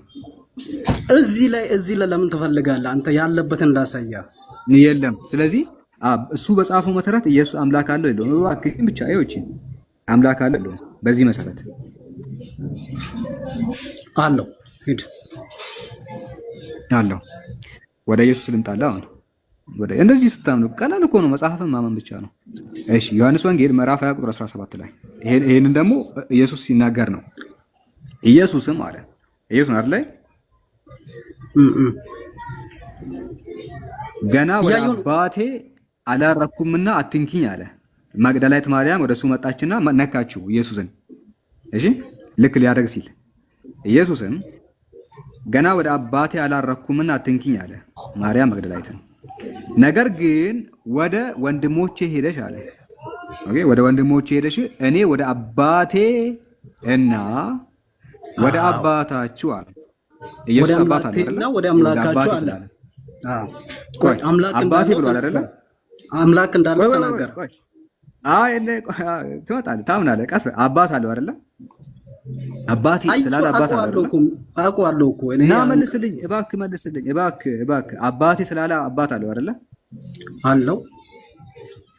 አለው። ከዛ ወደ አባታችሁ አለ። እሱ የእናንተም አባት ነው አይደለ? አለ። ወደ አምላኬና ወደ አምላካችሁ አለ። አምላኬ ብሏል። አምላክ አለው ወይስ የለውም? አለው። ኦፍ ኮርስ። ማን ነው የተናገረው? ይሄን የተናገረው ማን ነው? ይሄ ከማድረጉ በፊት የተናገረ ነው። ይሄን የተናገረው ማን ነው? ይሄን የተናገረው ማን ነው? ኢየሱስ ክርስቶስ ማለት ነው። ዋሽቷል ወይስ እውነት ተናግሯል? አልኩ እኮ ከማድረጉ በፊት ያወራውን ነገር ነው አንተ ያሳየኸኝ። ዋሽቶ ነው ይሄን የተናገረው ወይስ እውነት ተናግሯል? ከማድረጉ በፊት ፍጹም ሰው በሆነበት ሰው እኮ በቃ እንደ ሰው ምሳሌ። ስለዚህ በምድር ላይ ያለ ማለት ነው እውነት ተናግሯል። አልዋሸም አይደል? ለዚህ ቦታ እሱም ብቻ ንገረን። ምናልባት ዋሽቶ ከሆነ አልዋሸም እኮ ያለውን እኮ አልዋሸም። ስለዚህ እሱ ነው የምልህ እኮ እሱ ነው የምልህ። ጳውሎስም አልዋሸም፣ ኢየሱስም አልዋሸም። ኢየሱስ አምላክ አለው ያልኩ። ስለዚህ እሺ አንተ ደግሞ እኔ ልጠይቅ ጥያቄ። እሺ አሁን ደግሞ ኢየሱስ አምላክ እንዳለው ካመንክልኝ፣ እሺ እኔ ደግሞ ጥያቄ ትጠይቃለህ። ወላሂ ትጠይቃለህ። ችግር የለም። እንደዚህ መተማመን እኮ ነው። እንደዚህ መተማመን ምንም ችግር የለም። አይታል። እሺ አንተ የምታመልከው የትኛውን ነው? ኢየሱስን ነው ወይስ ኢየሱስ የሚያመልከውን አምላክ ነው የምታመልከው? እቺን ብቻ መልስልኝና ጠይቅ ከፈለክ። ኢየሱስ ክርስቶስ እኮ አምላኬን አምልኩ አላለማ። ያንን እኮ ነው አንተ አንደርስታንድ ማድረግ ያለብን። ቆይ ኢየሱስ አምላክ ካለው እንደ ሰውኛ እንደ ሰውኛ ሰው ስለሆነ በስላሴዎቹ ተደመረ አይደለ? አንዴ ቆይ እሱ አምላክ ካለው አንተ አምላክ ያለው ነው ወይስ አምላክ ያሌለውን ነው የምታመልከው? አምላኬን እኮ ነው የማመልከው። አምላክ እኮ ነው፣ እሱም አምላክ ነው። የትኛውን በዙ የትኛው? ኢየሱስ ክርስቶስ። ስለዚህ ያኛው አይመለክም። እሺ በቃ ችግር የለውም። ጠይቀውን ጥያቄ ንጥል አይደለም። እሺ አንተ ነብይ ነው ታምነው ተደማምሮ አይደል? እንዴት አለ? ኦኬ ችግር የለውም። በቃ ጠይቃ። እሺ አንተ ነብይ ነው አምላክ የለውም አልከኝ። በእናንተም ቁርአን ኦኬ፣ በእናንተም ቁርአን በእኛም መጽሐፍ ቅዱስ እንደ ኢየሱስ ክርስቶስ ራሱን እንደ አምላክነት ያነጻጸረ የትኛውንም ነብይ ካሳየኸኝ እኔ 100% አምላክ ጋር ራሱን አያነጻጽርም። ይተናነሳል እንደው። እሺ አያነጻጽርም። እሱን ደግሞ ላንገር። እኔ ህይወት ነኝ አለ አይደለ? መንገድ ነኝ አለ። ከኔ በቀር ፍጡራን የሚጠቀሙት እነዚህ የፍጡራን መገለጫ ነው።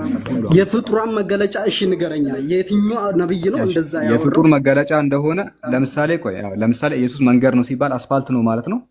አይደለም። ምን ማለት ነው ታዲያ? ወደ አምላክ ወስዳለሁ እያለ ነው አይደለ? መንገድ ሲባል ያ ኦፍ ኮርስ ወደ ማን? ወደ መንገዱ፣ ወደ ትክክለኛው መንገድ ማለት ነው። ወደ ማን ነው የሚወስደው ኢየሱስ? አልኩ እኮ ህይወት ነኝ ካለ አንተ ህይወት ነኝ ካለ ህይወት የሰው ልጆች ህይወት የሚባለው ማንም ሊሰጥ የማይችል ነገር ነው። ኢየሱስ ህይወትን ተቀብሏል። ሲጀመር ህይወት ፍጡር መሆኑን የምታውቅበት ኢየሱስ ህይወት ተቀብሏል። ለምሳሌ አንተ ከአምላክ ነው ህይወት የተቀበልከው አይደለ? አምላክ ነው ለአንተ ህይወት የሰጠ አይደለ? ለአንተ ለሙሴ ስም ሙሴ ከሆነ አምላክ ለአንተ ህይወት ሰጠ አይደለ? ህይወት ነበር መጀመሪያ ላይ አምላክ የሆነው ክርስቶስ እኮ ነው ህይወት የሰጠኝ። ገብቷል አይደለም? ኢየሱስ ራሱ ህይወት ተቀብሏል። ኢየሱስ ራሱ ልክ አንተ ሙሴ እንደተቀበልከው እሱም ተቀብሎ ነው የመጣው። ላሳየህ። በማርያም በኩል ምናምን ሆኖ ተወለደ። አይደለም ኢየሱስ ራሱ ህይወት ያገኘው አብ ህይወት ሰጥቶት ነው እንጂ ህይወት አልነበረውም እኮ ነው። የሰው ምሳሌ ሆኖ አይደል ህይወት ተቀብሎ ወደ ምድር የመጣው? አይደለም የሰው ምሳሌ አይልም ቃሉ። እሱ ራሱ ህይወት ያገኘው ከአብ ነው። አብ ነው ህይወት የሰጠው። እሱ ራሱ ፍጡር ነው። ፍጡር አይደለም። እኔ ፍጡር ነው። ላሳየህ። ፍጡር ነው የሚል ፍጡርነቱን ፍጡር ነው የሚል ላሳየህ። አሳየኝ። ኧረ ደስ ይለኛል። ፍጡር ቃል በቃል ፍጡር የሚል ላሳየህ።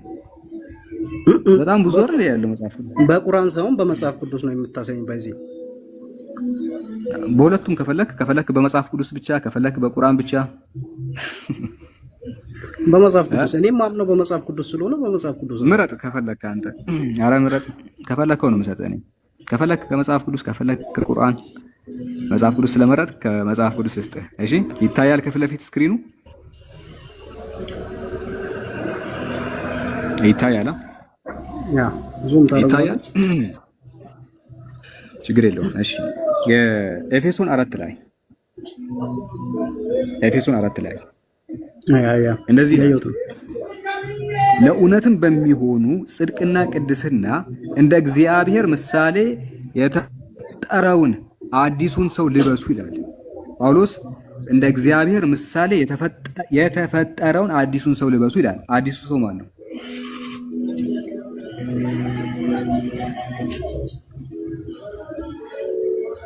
መጽሐፍ ራሱ ጳውሎስ እገሌ ነው ብሎ ተናግሯል። ባይዘይ አብራርቷል። ጳውሎስ ራሱ ምን ይላል?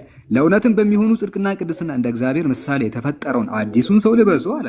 የተፈጠረውን አዲሱን ሰው ልበሱ። አዲሱ ሰው ማን ነው የሚለውን ራሱ ተናግሯል። ባይዘይ ይሄ አዲስ ሰው የተፈጠረ ነው አይደለም?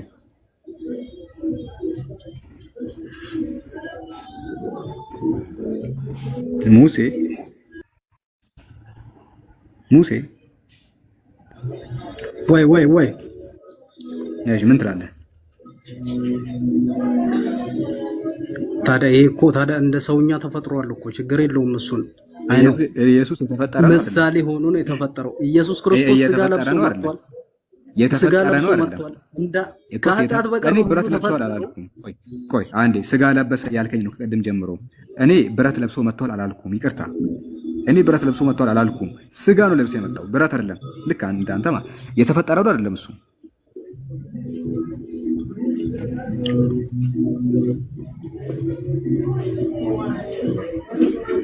አትቆያ።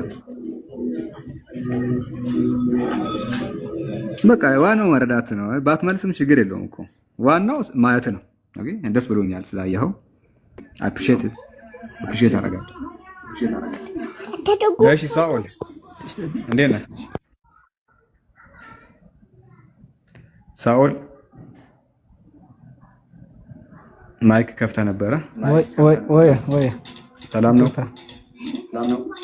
ሰላም ነው። ይሰማል? ይሰማል።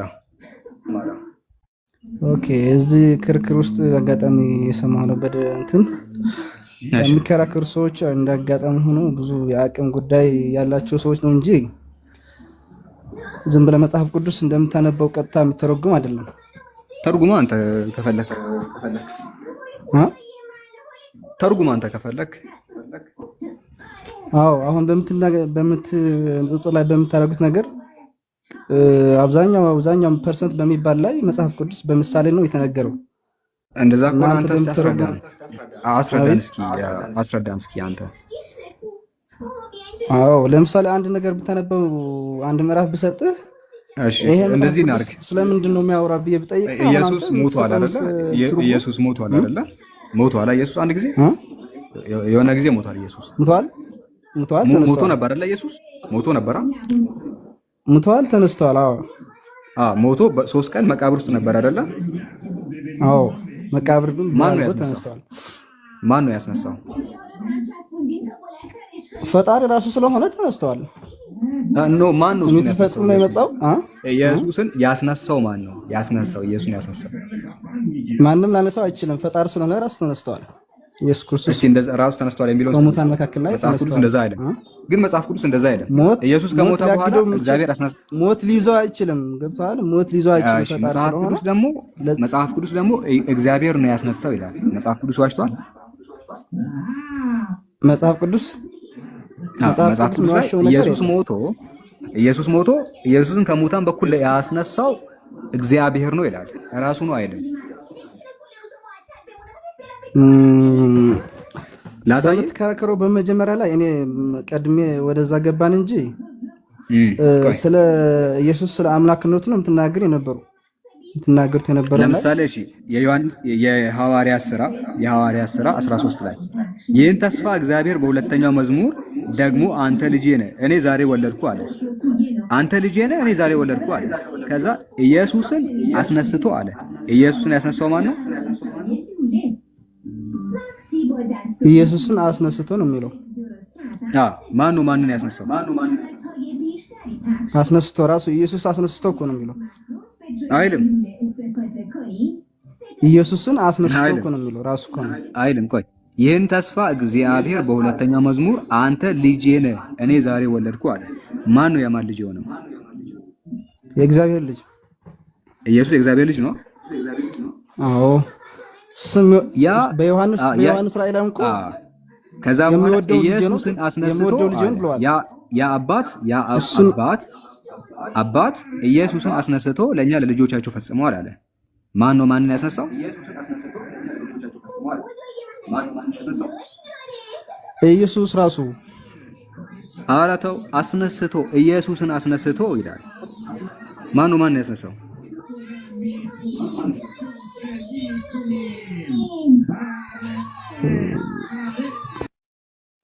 እንዴ እዛ እኮ እስኪ በደንብ እንትን አድርገው እኔ ለምበውና ራስን በደንብ እንትን ትረዳው።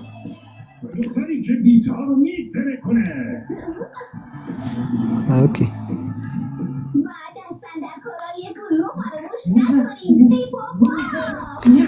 ታዲያ ይሄ እኮ ኢየሱስ አስነስቶ እኮ ነው የሚለው። ኢየሱስን አስነስቶ ማን ነው ኢየሱስን ያስነሳው? ኢየሱስ ራሱ አስነስቶ እኮ ነው የሚለው አይደል? ኢየሱስ ራሱ እኮ እዚህ ላይ የሚገለጸው እኮ ኢየሱስ የሚያነሳው ነው እንጂ ድምፅህን ከፍ አድርግና ድምፅህን ከፍ አድርግና ከዚህ ጀምራ አንብብ። ድምፅህን ከፍ አድርግና አንተ አንብበው። እኔ ብዙ እንትን አይደለም ስክሪኑ እንትን ስለሆነብኝ።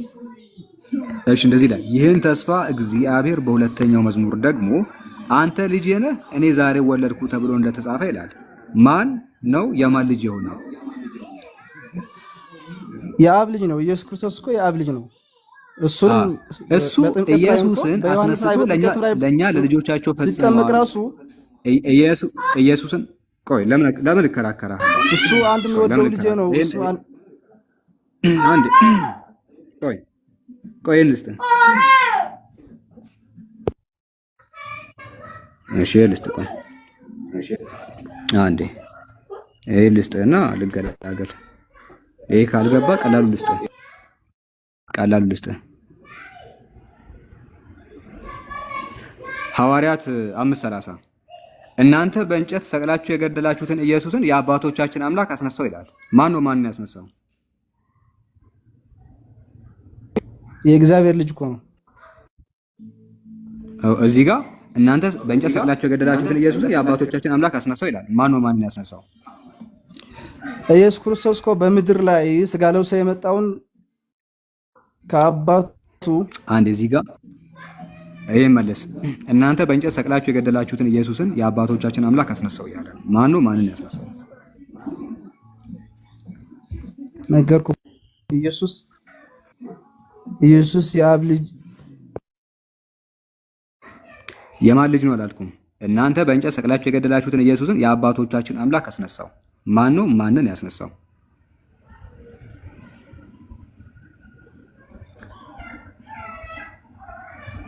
አረ ቀላል እኮ ነው እንዴ!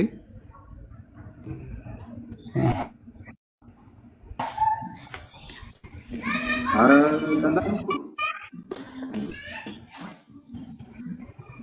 ከታች ያለውን ለምን አታነበር? አማለፈ ብዙ ዘላይ ብዙ አቅም ያለኝ ሰው አይደለም። ግን እኔ ባለፈው እንትን በዛ ላይ ከታች ያለውን ቀላል እኮ ነው። ማን ነው ማንን ያስነሳው? ኢየሱስ ክርስቶስ ስለ አምላክነቱ ማን ነው ማንን ያስነሳው? ይሄን መልስ። ማን ነው ማንን ያስነሳው?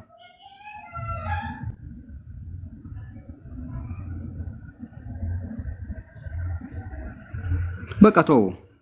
በእሺ ለና ማይክን አንሳ። አይው እናንተ በእንጨት ሰቅላችሁ የገደላችሁትን ኢየሱስን የአባቶቻችን አምላክ አስነሳው።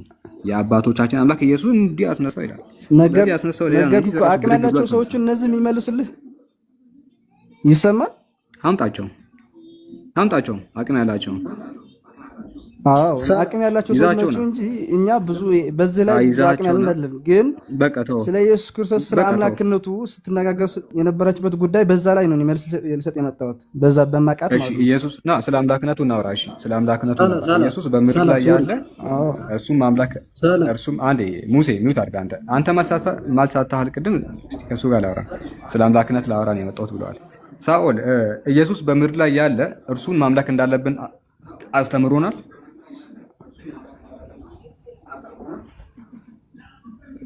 ስለ አምላክነቱ ብቻ መልስ ልስጥ። ብዙ አቅም ያለኝ ሰው አይደለሁም እኔ። እሺ አቅም ያላችሁ እሱ ኢየሱስ 33 ዓመት ኖሯል አይደል? ታርግልህ ከእነሱ ጋር ተነጋገር። 33 ዓመት ኖሯል። ና ቆይ 33 ዓመት ምናምን ኖሯል እዚህ ምድር ላይ። አዎ የቱ በየትኛው ቀን ነው እኔ አምላክ ነኝ እኔም አምላክ አለባችሁ ብሎ የተናገረው? የቱ ጋር ነው ኢየሱስ?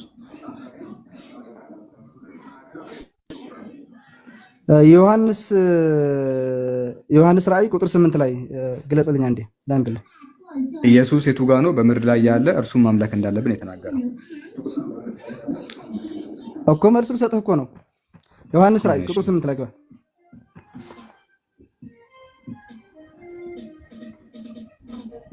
ይሄ ስለ አብ የሚናገረው ማለት ነው። ስለ ኢየሱስ ጠየቅኩ፣ ስለ አብ የሚናገረውን አመጣ። ቀጥል። እኔ አብን አልጠየቅኩም፣ ኢየሱስ ነው የጠየቅኩ። አንብብ። ለማንኛውም ቁጥር 8 ስለ አብ ነው የሚናገረው። ቀጥል። እኔ አልጠየቅኩም ነበረ። እሺ ዝም ብለህ ልታነብ ነው። ዮሐንስ ራእይ ነው ይሄ። ዮሐንስ ራእይ ምዕራፍ 1 ቁጥር 8 ላይ ያለውን የነበረው የሚመጣውን ሁሉ የሚገዛ ጌታ አምላክ አልፋና ኦሜጋ እኔ ነኝ ይላል። አብ ነው የሚናገረው። በቃ አልጠየቅኩም እኔ። እና ምንድን ነው የሚለው እሱ? እስካንበው ጮህ ብለህ ያለው የነበረው የሚመጣው ሁሉን የሚገዛ ጌታ አምላክ አልፋና ኦሜጋ እኔ ነኝ ይላል። ይሄን የሚናገረው አብ ነው። ማስረጃ ልስጥህ። ያለውና የነበረው የሚመጣውን ሁሉንም የሚገዛ ጌታ አምላክ አልፋና ኦሜጋ እኔ ነኝ ይላል። አብ ነው ይሄ። እና ይሄ ተናጋሪ ባለቤት ማን ነው? አብ ነው። አብ ላሳየህ ነው። አብ እኮ አይልም። ማስረጃ ልስጥህ እዚሁ ላይ የት አለ አብ የሚለው የት ነው? እሺ ላሳየህ። ይኸው ከፍ ብለህ ማለት ነው ከአንድ ጀምረህ ታየዋለህ። ሐሳቡ እንድትረዳ ሙሉ ስታነበው አብ ነው ይላል። እሺ እናንብባ እንደዛ እንደሚል ቶሎ ይሆን ዘንድ የሚገባውን ነገር ለባሪያዎቹ ያሳይ ዘንድ እግዚአብሔር ለኢየሱስ አለ። ማን ነው ለማን? እግዚአብሔር ለኢየሱስ አይደለ? ለኢየሱስ ክርስቶስ የሰጠው በእርሱም የተገለጠው ይህ ነው። ኢየሱስም በመልአኩ ልኮ ለባሪያው ለዮሐንስ አመለከተ ይላል። ይሄንን ሰንሰለት አለ። ቶሎ ይሆን ዘንድ እግዚአብሔር ለኢየሱስ፣ እግዚአብሔር ለኢየሱስ፣ ኢየሱስ ለመልአኩ፣ መልአኩ ለዮሐንስ አይደለ? ለዮሐንስ ቶሎ ይሆን ዘንድ የሚገባውን ነገር ለባሪያዎቹ ያሳይ ዘንድ እግዚአብሔር ለኢየሱስ ክርስቶስ የሰጠው በእርሱም የተገለጠው ይህ ነው። ኢየሱስም በመልአኩ ልኮ ለባሪያው ለዮሐንስ አመለከተ ይላል። አብ ለኢየሱስ ሰጠው፣ ኢየሱስ ለመልአኩ ሰጠው፣ መልአኩ ለዮሐንስ ሰጠው። ወደ ላይ ስንሄድ ቃሉ ማን ጋር ነው የሚቆመው?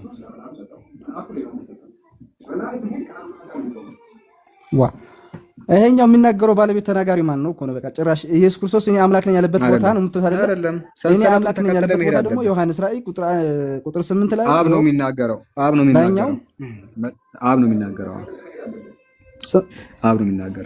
አንተ እዚህ ጋር የሚናገረው አብ ነው። የት አለ አቡ? ማስረጃ።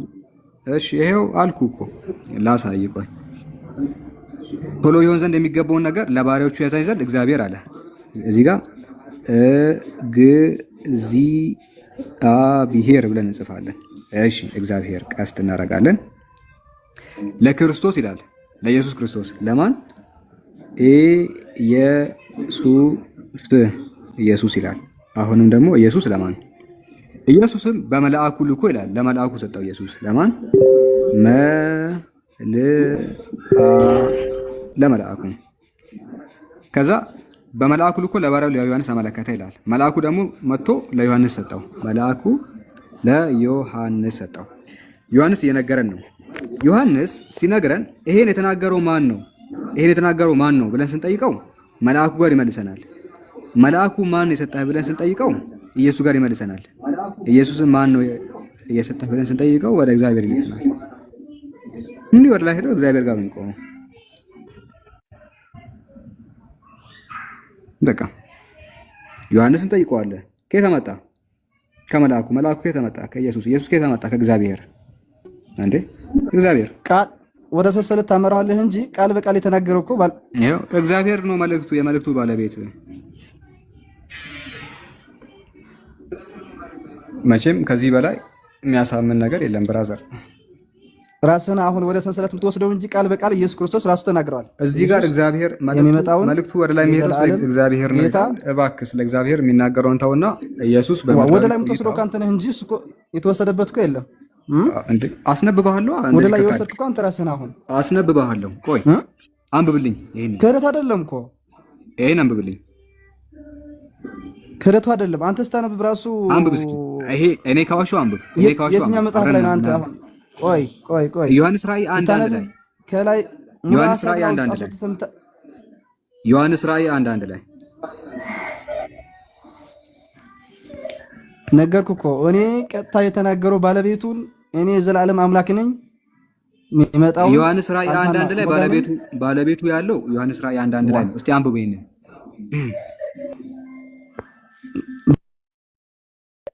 ዮሐንስ ራእይ 1:1 ላይ ባለቤቱ ተቀምጧል።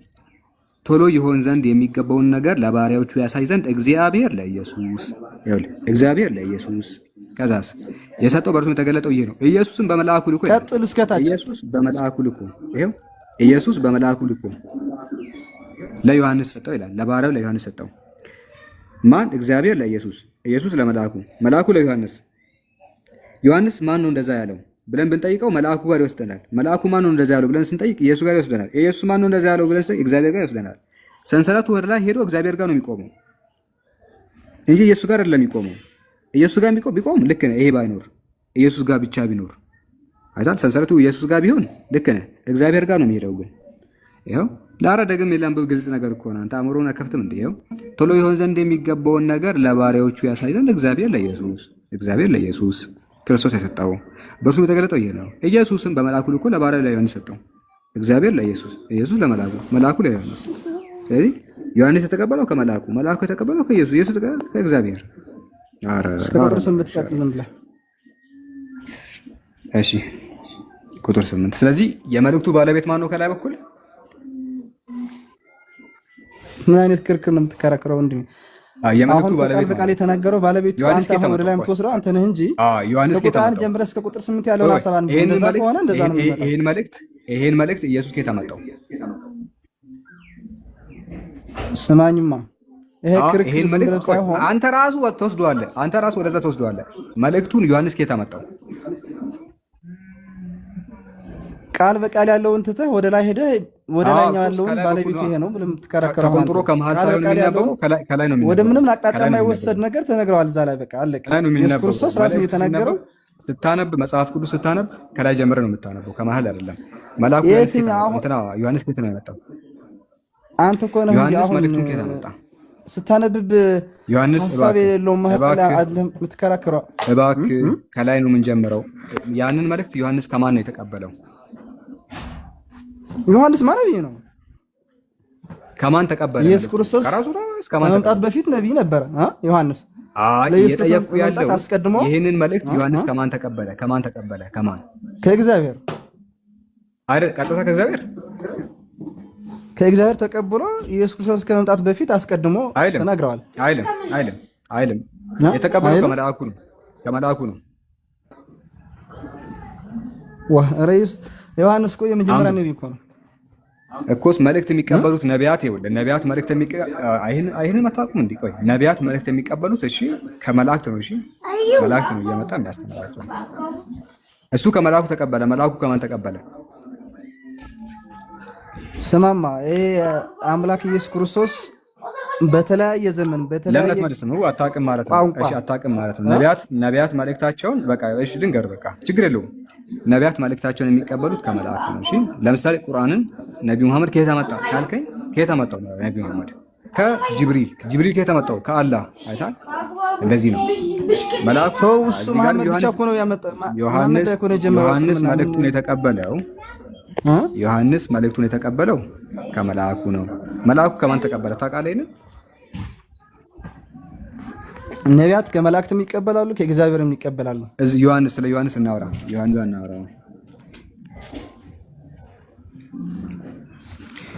ወይስ ከአማርኛ ከቻለ አሁን ከቁጥር 1 ጀምረሽ ስማ።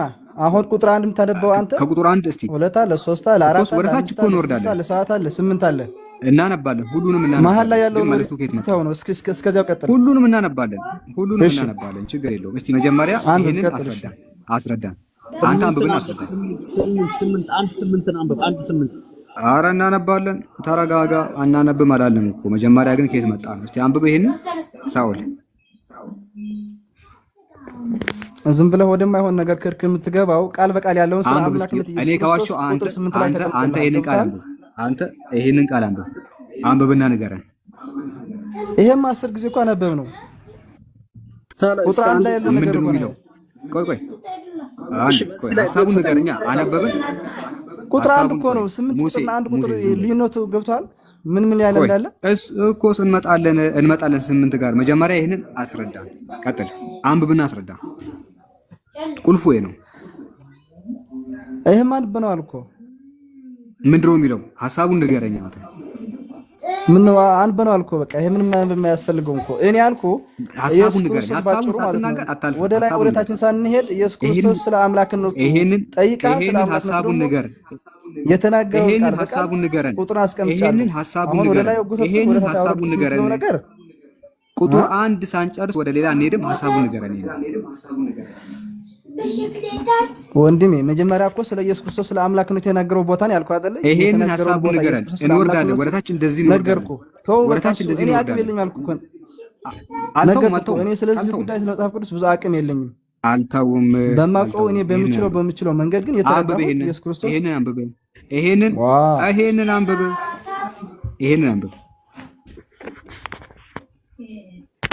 እሺ ላንብብልህ። ቆይ ስክሪን እንትን ላድርገው ስለሆነ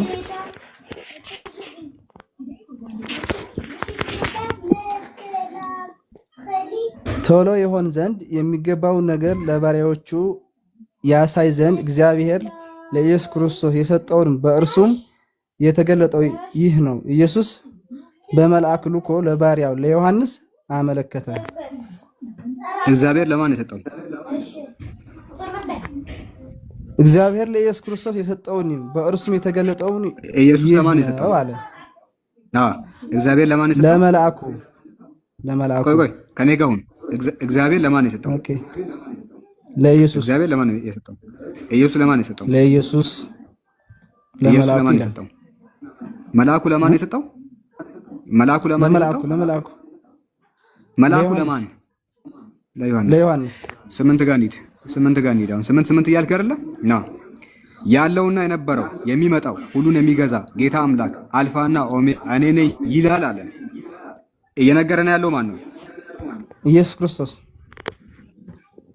እየነገረን ያለው ዮሐንስ ነው አይደለ? ይላል ብሎ ዮሐንስ ከየት አመጣ? ያለውና የነበረው የሚመጣውን ሁሉን የሚገዛ ጌታ አምላክ አልፋና ኦሜጋ እኔ ነኝ አለ። ከየት አምጥቶ? ዮሐንስ ከየት አምጥቶ? ከእግዚአብሔር አይደል? አረ ከእግዚአብሔር አይደለም። ቅድም ምንድን ነው የተባባልነው እዚህ ጋር? አረ ሳላ አንድ ድል ስጠኝ። እኔ የተለየ አንደርስታንድ እንዴ ቆይ ዮሐንስ ከየት ነው ያመጣው? እሱ ሌላ ፓርት ነው፣ ይሄ ሌላ ፓርት ነው። ዮሐንስ ከየት ነው ያመጣው? አልሰማህም? ዮሐንስ ከየት ነው ያመጣው? ዮሐንስ ከየት ነው ያመጣው? ይሄ ሌላ ምዕራፍ ነው። ምን አገናኘው ከዚህ? ኧረ ሌላ ምዕራፍ አይደለም፣ አንድ ምዕራፍ። ዮሐንስ ከየት ነው ያመጣው? ቁጥር 1 እኮ ነው ይሄ እኮ። እንዲህ ወደ ታች ነው የሚሄደው። ታሪኩን ከላይ ነው የምናነጋው። እሺ ሂድ፣ መሀል ላይ ያለው አንብበው እስኪ። ዮሐንስ ከየት ነው ያመጣው? ዮሐንስ ከየት ነው ያመጣው? ከቁጥር 1 ተነስተን እስከ ቁጥር 8 እንገባለን። ዮሐንስ ከየት ነው ያመጣው? ልንገርህ፣ ቁጥር 1 ጀምረህ እስከ ቁጥር 8 ያለውን ነው ያመጣው። ዮሐንስ ከየት ነው ያመጣው? በአውዱ መሰረት ምን አይነት ክርክር ነው የምትከራከረው? ዮሐንስ ከየት ነው ያመጣው? ብራዘር ክርክር መጨረሻ ያለውን መረጃ ነው የሚያረዳን። እሺ ዮሐንስ ከየት ነው ያመጣው? ዮሐንስ ከየት ነው ያመጣው? መልስ የለውም። በቃ ላልፍ ነው ወደ ሌላ ቦታ ነው። ዮሐንስ ከመልአኩ ነው ያመጣው። መልአኩ ዮሐንስ የነገረው። እሺ መልአኩ ከየት ነው ያመጣው?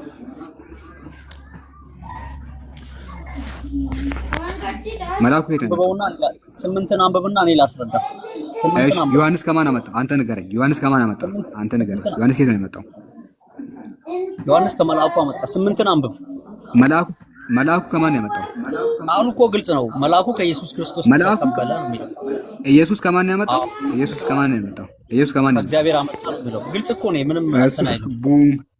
ቡም ብራዘር። ግን 8ን አንብብ። 8 ላይ እኮ ነው 8 በቃ አንዴ። ስለዚህ 8 ላይ ምንድን ነው የሚለው መሰለህ? ላንብብልህ። ክፈትና እኔ ላስረዳ። ክፈተው። ጭራሽ እሺ ክፈተው። እሺ አረ ይከፈታል ብራዘር። ይሄው ያለውና የነበረው የሚመጣው ያለውና የነበረው የሚመጣው ቆይ አዳምጥ። ያለው የነበረው የሚመጣው ሁሉን የሚገዛ ጌታ አምላክ አልፋና ኦሜጋ እኔ ነኝ ይላል ብሎ ሪፖርት እያደረገ ነው አይደል? ሁሉን የሚገዛ አይደል የሚለው? ሁሉን የሚገዛ አላለም። የሚገዛ አላለም። ሁሉን የሚገዛ ሳይሆን ሁሉን የሚገዛ ብለው መስክሮለታል። ሁሉን የሚገዛ ያለም የሚገዛ ያልኩ እኮ ነው ብራዘር። አማርኛ ሰማም ሁሉን የሚገዛ ነው። አማርኛ ሰማም ነው ሁሉን የሚገዛ የሚገዛ ያልኩ እኮ ነው። ከዚያ የሚገዛ ያልኩ አማርኛ ሰማም ነው የሚጠየቀው። ምንድነው እየመሰከረለት ነው እንጂ ሁሉን የምገዛ አላለም። ገብቷል? እኔ አላልኩም የሚገዛ ያልኩ እኮ ነው። ስለዚህ እየመሰከረለት የሚገዛ ብዬ አንብቤ አንዴ ይላል ነው ያለው። ቆይ የሚገዛ ጌታ አምላክ አልፋና ኦሜጋ እኔ ነኝ ይላል አለ። ማን ነው ይላል ብሎ እየነገረን ያለው ለእኔና ለአንተ? መልአኩ ነው እያለ ያለው አይደለም፣ ዮሐንስ ነው። ዮሐንስ ከማን የተቀበለው? ከመልአኩ። መልአኩ ነው የተቀበለው። መልአኩ ደግሞ ከኢየሱስ ተቀበለ። ምን አለው ኢየሱስን? አልፋና ኢየሱስ ጌታ መጣ። ኢየሱስ ጌታ መጣ። እዚህ ጋር ከእግዚአብሔር አመጣ የሚል የለም። ኧረ እባክህ ይኸው ከላይ እዚህ ጋር አልተናገረም። አውዱ ላይ ቁጥር 8 ላይ አልተናገረም። አውዱ እዚህ ጋር ምን መሰለህ? መጽሐፍ ቅዱስ ሲነበብ በአውድ ነው የሚፈታው። መጽሐፍ ቅዱስ የሚፈታው በአውድ ነው። መሀል ላይ ቆንጥራ አይደለም። መሀል ላይ ከተቆነጠረ ሌላ ትርጉም ነው የሚሰጠው። መጽሐፍ ቅዱስ ሲነበብ ሁሌም በአውድ ነው። እያንዳንዳቸው እኮ የራሳቸው ትርጉም አላቸው። መጽሐፍ ቅዱስ የሚነበበው በአውዱ ነው። አውዱ ላይ ደግሞ ማን ነው የሚናገረው ነው። መጽሐፍ ቅዱስ ያለ አውድ አታንብቡ ክርስቲያኖች። እዚህ ጋር ልንተማመን አንችልም። ለምሳሌ አንተም ከራስህ አንግል ስለምትሄድ አውድ ይወስናል። አውድ ማለት ይኸውልህ፣ አውድ ማለት ከላይና መጽሐፍ ቅዱስ አውድ አለው። ኦኬ፣ አንተ በፈለከው ፍታ። መጽሐፍ ቅዱስ አውድ አለው። አንተ በፈለከው ሂድ። መጽሐፍ ቅዱስ አውድ አለው።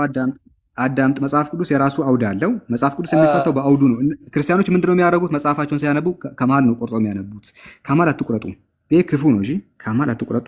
ከላይ ጀምራችሁ ነው ማንበብ ያለባችሁ። ስለዚህ ስታነቡ አንዱ ብቻ እንዴት ይዘህ ትሮጣለህ? ከላይ እኮ ነው የሚነበበው። መጽሐፍ አትቁረጡ። እንደዚህ ይላል፣ ቶሎ ይሆን ዘንድ የሚገባውን ነገር ለባሪያዎቹ ያሳይ ዘንድ እግዚአብሔር ለኢየሱስ፣ ኢየሱስ ለመልአኩ፣ መልአኩ ለዮሐንስ አለ። ስለዚህ እዚህ ጋር 8 ጋር ያለውና የነበረው የሚመጣው ሁሉን የሚገዛ ጌታ አምላክ እኔ አልፋና ኦሜጋ ነኝ ይላል አለ። ይላል ማን ነው የሚለው? ዮሐንስ። መልአኩ ከየት መጣ? ከኢየሱስ። ኢየሱስ ከየት መጣ? ከእግዚአብሔር። ስለዚህ እግዚአብሔር ሁሉን የሚገዛ ነው። ከእግዚአብሔር የሚያምጣ እንበል፣ ከእግዚአብሔር የሚያምጣ እንበል። እግዚአብሔር የሚበል ግን ምን አለ መሰለህ? አልፋና ኦሜጋ ብሏል። አልፋና ኦሜጋ ያለውም የሚመጣው እግዚአብሔር መስክሮለታል። እግዚአብሔር ነው። እሱን የሚናገረው እግዚአብሔር ነው። እግዚአብሔር ደግሞ ሁሉን የሚገዛ ጌታ ነው። እግዚአብሔር ራሱ እኮ መስክሮለታል። እግዚአብሔር የሚናገረው ስለ ራሱ ነው። ኢየሱስ መልእክት አስተላላፊ ነው። በዚህ ኢየሱስ ሁሉን የሚገዛ እዚህ ቦታ ላይ አይደለም። እዚህ ቦታ ላይ ኢየሱስ መልእክት አስተላላፊ ነው። እሺ፣ መልእክት አስተላላፊ ሲባል ሄድና ተብሎ ኢየሱስ ያደረገው ነገር ምንድን ነው? መልእክተኛ ስለሆነ አሁን አንተም ተጠይቅ እየተለማመጠን እዚህ ቦታ ላይ የኢየሱስ ስራ መልእክት ማስተላለፍ ነው። ምክንያቱም እሱ መልእክተኛ ስለሆነ አድርግ የተባለው ነው የሚያደርገው። ሄድና ስትባለ ሄድና እንደዚህ በል ተባለ፣ ሄዶ አስተላለፈ። ምንድን ያደረገው ኢየሱስ? ሄዶ አብ የሰጠውን ሄዶ ሰጠ ለመልአኩ፣ መልአኩ ሄዶ ለዮሐንስ ሰጠ። ኢየሱስ ድርሻው እዚህ ቦታ ላይ መልእክት የተሰጠውን መልእክት ማስተላለፍ ብቻና ብቻ ነው። ኢየሱስ መልእክተኛ ስለሆነ። እሺ፣ እንደዛ እንዳልሆነ ይናገረው ሳለ ሶሪ፣ እሺ ልናገር። እንደዛ ተናገር እስኪ። ከአንድ ጀምሬ ልናገር። ቶሎ ይሆን ዘንድ ያለውን እሱን አመለከተ ለእግዚአብሔር። 2 ላይ ደግሞ ስታነበው እርሱም ለእግዚአብሔር ቃልና ይላል አይደለ? ለእግዚአብሔር ቃልና ለኢየሱስ ክርስቶስ ምስክር ላየውም ሁሉ መሰከረ ይላል። ዮሐንስ እዚህ ጋር እየጻፈ ከታችም ሄደ 6 ላይም 7 ላይም ስታነበው ስለ ኢየሱስ ክርስቶስ ነው የሚያወራው ምስክርነቱ አይደለም። እሺ 7ን አንተ ለምን አታነብልንም? እሺ 7ን ላንብብ፣ ችግር የለውም። 7ን መልእክቱ የመጣው ግን ከየት ነው? መልእክቱን ተወና 7ን አንብብልኝ። ዮሐንስ ላንብብ ነው፣ ችግር የለውም። እንደዚህ ይላል፣ እነሆ ከደመና ጋር ይመጣል። እነሆ ከደመና የተወጋው ኢየሱስ ነው። ምን ችግር የለም። እነሆ ከደመና ጋር ይመጣል፣ ዓይኑም ሁሉ የወጉትን ያዩታል፣ የምድር ወገኖች ሁሉ ስለ እርሱ ዋይ ዋይ ይላሉ። የተወጋው ማን ነው? ኢየሱስ ነው። ግልጽ ነው። አብ አልተወጋም። እሺ፣ ይሄ ስለሚናገረው ስለ ክርስቶስ ነው። ግን አልፋና ኦሜጋ ነኝ ይላል ብሎ ዮሐንስ ነገረን ስለ እግዚአብሔር ነው። ሃሌሉያ። እሺ፣ 4 ላይ የምናገረው አልፋ እና ኦሜጋ ኢየሱስ እንደሆነ እኮ ያወራል አይደል? 4 ላይ በጣም የሚገርም ነገር ላሳየህ። የረሳሁት ትልቁ ነጥብ ይሄ አይደል? ሲጀመር በጣም የሚገርም ፖይንት ነው 4 ላይ ያለው። ልብ ብለህ ከሰማኝ ዋናው ሲጀመር 4 ነው። እሺ፣ ይሄ 4 የሚያሳየን ምንድን ነው? ኢየሱስ እንዳልሆነ ነው። በደንብ ከሰማህ ማለት ነው። 4 ሲጀመር ዋና ቁልፍ ነው። ለምን እንደዚህ እንዳልኩ ትረዳለህ። ቆይ እሺ፣ ለምን እንደዚህ ያልኩ እንደሆነ ዮሐንስ በአሲያ ላሉት ለሰባቱ አብያተ ክርስቲያናት አለ። ዮሐንስ እስያ ሀገር ላሉት ለሰባቱ ቤተ ክርስቲያን መልእክት ሊልክ ነው። እሺ መልእክት ሊልክ ነው፣ ተዘጋጅቷል። ግን በሰላምታ ይጀምራል። መጀመሪያ በሰላምታ ይጀምራል። ሰላምታ አንድ ካለውና ከነበረው ከሚመጣው ቆይ ካለው ከነበረው ከሚመጣው አንድ ከዛስ በዙፋኑ ፊት ካሉት ከሰባቱ መናፍስት በዙፋኑ ፊት ካሉት ከሰባቱ ምን መናፍስት አይደለ አይደለ አው በቀለኝ አይደለ ከታመነው ምስክር ከሙታኑም በኩር የምድር ነገስታት ገዢ ከሆነው ከኢየሱስ ክርስቶስ ጸጋና ሰላም በእናንተ ላይ ይሁን አለ። ዮሐንስ እስያ ሀገር ላሉት ለሰባት ቤተ ክርስቲያን ደብዳቤ በሚልክበት ጊዜ በሰላምታ ጀመረ። ከነዚህ ሰላም ለእናንተ ይሁን ብሎ ጀመረ። አንድ ካለውና ከነበረው ከሚመጣው በዙፋን ፊት ካሉት ከሰባቱ መናፍስት ከታመነው ምስክር ከሙታንም በኩር የምድር ነገስታት ገዢ ከሆነው ከኢየሱስ ክርስቶስ ጸጋና ሰላም ለእናንተ ይሁን አሜን የሚል ነገር ይናገራል። ኦኬ አሜን የሚለው እዚህ ቦታ ባይኖርም ካለውና ከነበረው ከሚመጣው የተባለው ማን ነው? ኢየሱስ ክርስቶስ አይደለም። ኢየሱስ ሶስተኛ ነው። ሶስት አካላት ተጠቅሰዋል እዚህ ቦታ። ሶስት አካላት ተጠቅሰዋል። እግዚአብሔር መጥቷል ልትል እኮ ነው። እግዚአብሔር ወደ ምድር መጥቷል ልትል ነው። አዳምጥ። ሶስት ዮሐንስ ይሄንን መልእክት በሚልክበት ጊዜ ሶስት አካላትን ጠቅሶ ከነዚህ ሶስት አካላት ሰላም ለእናንተ ይሁን አለ። ሶስት አካላትን ጠቅሶ ካለውና ከነበረው ከሚመጣው አንድ በዙፋን ፊት ካሉት ከሰባቱ መናፍስት ሁለት ከሙታን በኩር የምድር ነገስታት ገዢ ከሆነው ከኢየሱስ ክርስቶስ ከነዚህ ከሶስቱ ጸጋና ሰላም በእናንተ ላይ ይሁን አለ። የመጀመሪያው አብ ነው። ሁለተኛው መናፍስት ናቸው። ሶስተኛው ደግሞ ክርስቶስ ኢየሱስ። ሶስት አካላት አይታል። ያንተ አንደርስታንዲንግ እዚህ ጋር ነው የተበላሸው። አረባክ ኮሜንታሪ ከፈለክ ቸርች ፋዘሮች፣ የድሮ ቸርች ፋዘሮች እንደዚህ ነው የሚፈቱት። አይታል። አይ ሳላ እግዚአብሔር መጥቷል እያልክ ነው ወይስ ምንድነው? አሁን እዚህ ጋር መጥቷል። በተለያዩ ጊዜ መጥቷል። ኢየሱስ ማነው? እግዚአብሔር። ኦኬ ምን ለብሶ እንዴት በምን አይነት መጣ? ለምሳሌ አልመጣም። በሰው አምሳል ይመጣል። በብዙ አምሳል እኮ ይመጣል እግዚአብሔር ምድር ላይ ላሳየ። እግዚአብሔር በሰው አምሳል ከመጣ ኢየሱስ ክርስቶስ ሰው አይደለም፣ ስጋን ለብሶ መጣ ነው አይደለም? አሁን እየመሰከረ እግዚአብሔር ወደ ምድር አልመጣም። አንተ ራሱ ላስመሰክር ይሄንን። ቆይ እግዚአብሔር ስጋ እየለበሰ በሰው አምሳል ይመጣል አይመጣም? አንተ ራሱ ላስመሰክር። እዚሁ መጥቷል። እግዚአብሔር መጥቷል። አዎ መጥቷል። አብ መጥቷል። ስለዚህ በቃ እሱ ነው ብለህ አብ መጥቷል። ስጋ ለብሶ ራሱ መጥቷል። አብ ራሱ አይደል? ስጋ ለብሶ ኢየሱስ ክርስቶስ መጥቷል። ወልድ መጣ። ግን አብ ወልድ ነው ስጋ ለብሶ አንድ አካል አንድ አምሳል ናቸው። አሁን ልንገርህ ከዚህ ጋር ለምሳሌ አብ ራሱ ስጋ ለብሶ መጥቷል። ለኛም አብ ራሱ ስጋ ለብሶ መጥቷል። አብ ራሱ ስጋ ለብሶ መጥቷል። ላሳየህ? እሺ ላሳየህ። በአንተ እምነት መሰረት በአንተ አኮርዲንግ ቱ ዩር አርጊመንት አኮርዲንግ ቱ ዩር ቢሊቭ ነው ማሳየህ። በቀትርም ጊዜ እርሱ በድንኳኑ ደጃፍ ተቀምጦ ሳለ እግዚአብሔር በመምሬ አድባር ዛፍ ተገለጠለት። ዓይኑንም አነሳና እነሆ ሶስት ሰዎች ይላል። ስንት ሰዎች?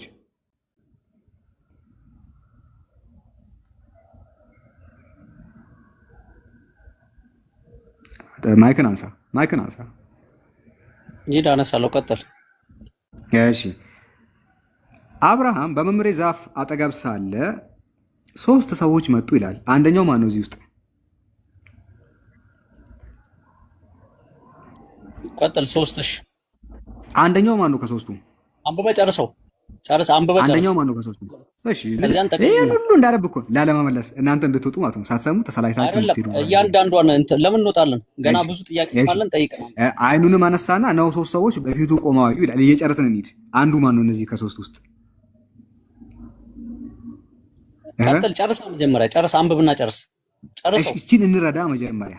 እቺን እንረዳ። አንዱ ማን ነው? ጨርሰው። ውረድ። ዝም ብለህ ውረድ። ከሶስቱ አንዱ ማን ነው? አይ ውረድ። ዝም ብለህ ጨርስና እኔ እነግርሃለሁ። ከሶስቱ አንዱ ማን ነው? እዚህ ቦታ ከሶስቱ አንዱ ማን ነው? አብ ነው አይደለም? አንብበህ ጨርሰው። ባያቸውም ጊዜ ሊቀበላቸው በድንኳኑ ደጃፍ ተነስቶ ሮጠ፣ ወደ ምድርም ሰገደ፣ እንዲህም አለ፣ አቤቱ በፊትህስ ሞገስ አግኝቼ እንደሆነ ባሪያን አትለፈኝ ብዬ እለምናለሁ። ጥቂት ውሃ ይምጣላችሁ፣ እግራችሁን ታጠቡ፣ ከዚህችም ዛፍ በታች እረፉ። ቁራሽ እንጀራም ላመጣላችሁ ልባችሁም ደግፋ ከዚያም በኋላ ትሄዳላችሁ። ስለዚህም ወደ ባሪያችሁ መጥታችኋልና እነርሱም እንዳሉ አድርጋሉት። አብርሃም ወደ ድንኳኑ ወደ ሳራ ዘንድ ፈጥኖ ገባና 3 መስፈሪያ የተሰለቀ ዱቄት ፈጥነሽ አዘጋጂ፣ ለውሺም፣ አንጎቻም አድርጊ አላት። ምግብ ምናምን ስሪ ያላት ነው። ላም ልጨርስ ወረታች። በቃ አሁን እዚህ ጋር እግዚአብሔር ለአብርሃም ተገልጦለታል በቤቱ። እግዚአብሔር ሲባል ከሶስቱ አንዱ ማን ነው? ከሶስቱ አንድ አብ፣ ወልድ፣ መንፈስ ቅዱስ ሶስቱ ተገልጠውለታል። አንዱ በምን ስጋ ለብሶ ነው? አይደለም በሰው ሰዎችን አየ ነው የሚለው። አብ ወደ ምድር ስጋ ለብሶ መጥቷል አልመጣም? ይሄ ምንም ጥያቄ ስማ፣ አብ ስጋ ለብሶ ወደ ምድር መጥቷል አልመጣም? ሶስት ሆኖ በአካል ሶስት ሆኖ መጥተዋል። አንድ ሶስትም ሆኖ መጥተዋል። በማቤት እግዚአብሔር በማቤት ስለዚህ አብ ስጋ መጣ። ቆይ ተገለጸ ነው የሚለው። ቆይ ከሶስቱ አንዱ የሆነው አብ ሶስቱ መጥቷል። እሺ ሁለቱን አልጣልኩብህም፣ ግን አብ ስጋ ለብሶ ወደ ምድር መጥቷል አልመጣም? በአብርሃም ቤት ተገልጿል። ስጋ ለብሶ መጥቷል አልመጣም? ምን እዚህ ጋር ስጋ ለብሶ ይላል? በሰው አምሳል ይላል። ሰው ደግሞ ስጋ ነው። እኔ ሰማሁ ስጋ ለብሶ ነው። አዎ በሰው አምሳል መጥቷል። እሺ መጥቷል። በአብርሃም ቤት ተገልጿል። በሰው አምሳል ስጋ ለብሶ ምክንያቱም ሰው ስጋ ለብሶ ያልኩበት ምክንያት 3 ሰዎች ይላል። ሰው ደግሞ የሚለብሰው ድንጋይ ሰውን ስጋ ነው የሚለብሰው አይደል? እኔ እስከማውቅ መጥቷል። አንክድም። በአብርሃም ቤት እግዚአብሔር ተገልጿል እኮ 3 ሰዎች በፊቱ ቆመው አየ ይላል። የለበሱት በዚህ ሰዓት ምንድን ነው? ብረት ወይ ስጋ? ስጋ ለብሰው አብርሃም ቤት ተገልጿል እኮ አለ። በቃ ምንም ችግር የለውም። ይሄ አያከራክርም። አመሰግናለሁ ብራዘር፣ አመሰግናለሁ። አያከራክርም ነው ፈልገው። ቴንክ ዩ። ሌላው ምንድነው? ቴንክ ዩ። በቃ ምንም አያከራክርም። በአብርሃም ቤት በአብርሃም ቤት ስላሴዎች ተገልጿል። ግልጽ ነው። የሰው አምሳል ይዘው መጡ እንጂ ስጋ አልለበሱም። ሁለተኛ ደግሞ ያኔ አብርሃም ሲያያቸው ምን ለብሶ ነው የቆሙት? ኢየሱስ ክርስቶስ ብቻ ነው የሰው ስጋ ለብሶ የመጣው እንጂ አብርሃም በዚህ ሰዓት ሲመጣ አብ ብረት ለብሶ ነው እንደመጣው። ሰዎች ነው የሚለው። ሰው ምንድነው የሚለብሰው ነው ስጋ አልለበሱም እኮ። በዛ ሰዓት የሚታዩት ስጋ ነው የሚታየው ወይስ አጥንት ብቻ ነው የሚታየው? ኢየሱስ ክርስቶስ ብቻ ነው የሰው አብርሃም ሲያያቸው አብርሃም 3 ሰዎችን አየ። 3ቱ ስጋ አላቸው ወይስ? ሶስቱ ስጋ አላቸው ወይስ? ቆይ አብርሃም ሰዎችን በሚያይበት ጊዜ አብርሃም ሰዎችን አይቷል አላየም? እቺን ብቻ መልስ። በሰው መልክ ነው የታዩት እንጂ ስጋ ለብሰው አልመጡም። ያኔ ፈጣሪ ሁሉን ማድረግ የሚችል ነው። በሰው አምሳል ተገለጹ እንጂ የሰው ስጋ አልለበሱም። አብርሃም ስጋን አያይም? አጥንት ብቻ ነበር የሚያየው ወይስ ስጋም ጭምር ነበር? ስጋ ለብሶ አይደለም። ፈጣሪ እኮ ሁሉን ማድረግ የሚቻለው ነው። አጥንት ብቻ ነበር። ሶስቱ ሰዎች ስጋ የላቸውም፣ አጥንት ብቻ ናቸው። ሰው መስለው ለአብርሃም ተገለጹለት እንጂ በሰው አምሳል ነው የሚሉት። ስጋ ለብሰው አልመጡም። እሺ በምንድን ነው እዛ ቦታ ሲታዩ የነበረው? አጥንት ብቻ ነበር ወይስ ስጋም ጭምር? እግዚአብሔር ስጋ እዛ ቦታ ለአብርሃም በልተዋል። ምግብ በልተዋል አልበሉም? በሰው አምሳል ተገለጹለት እንጂ ስጋ አልለበሱም። ምግብ በልተዋል አልበሉም? አብርሃም ምግብ በልተዋል እንጂ ሶስቱ ሲመጡ ምግብ በልተዋል አልበሉም? በልተዋል አልበሉም? እሱ ላይ ብዙ አይደለሁም፣ ግን ስጋ አልለበሱም። በልተዋል አልበሉም? ምግብ እንዴ ነገርኩህ እኮ። እርጎና ወተት አልበሉም? ስጋ አልበሉም? ቁጥር 8 ላይ እርጎና ወተት ያዘጋጀውን ጥጃ መጣ ይላል። ጥጃ ታርዶ እርጎ ተዘጋጅቶ በልተዋል አልበሉም? ቁጥር 8 ከኢየሱስ ክርስቶስ ውጪ ስጋ ለብሶ የተገለጠ የለም በምድር። አንተ ልጅ ና በእናትህ የገዛ መጽሐፍህን እንዴ ና እዚህ ጋር ቁጥር 8 እርጎና ወተትም ያዘጋጀውንም ጥጃ መጣ። እርጎና ወተትም ይዞ መጣ፣ በፊታቸው መቀረበው። እርሱም ከዛፉ በታች ቆሞ ነበረ። እነርሱም በሉ ይላል። ምን አደረጉ ነው የሚለው? በሉ ይላል። በሉ። አዎ። ምግብ የሚበላው ስጋ ነው ድንጋይ ነው ወይስ አጥንት ብቻ ነው? እዛ ቦታ ላይ ምግብ ሲበሉ ስጋ ነበራቸው አልነበራቸውም? ስለመብላት እኮ አይደለም። ስጋ ለብሰው አልለበሱም ነው እና ነገር በቃ ስጋ ለብሰው በአብርሃም ቤት አልመጡም።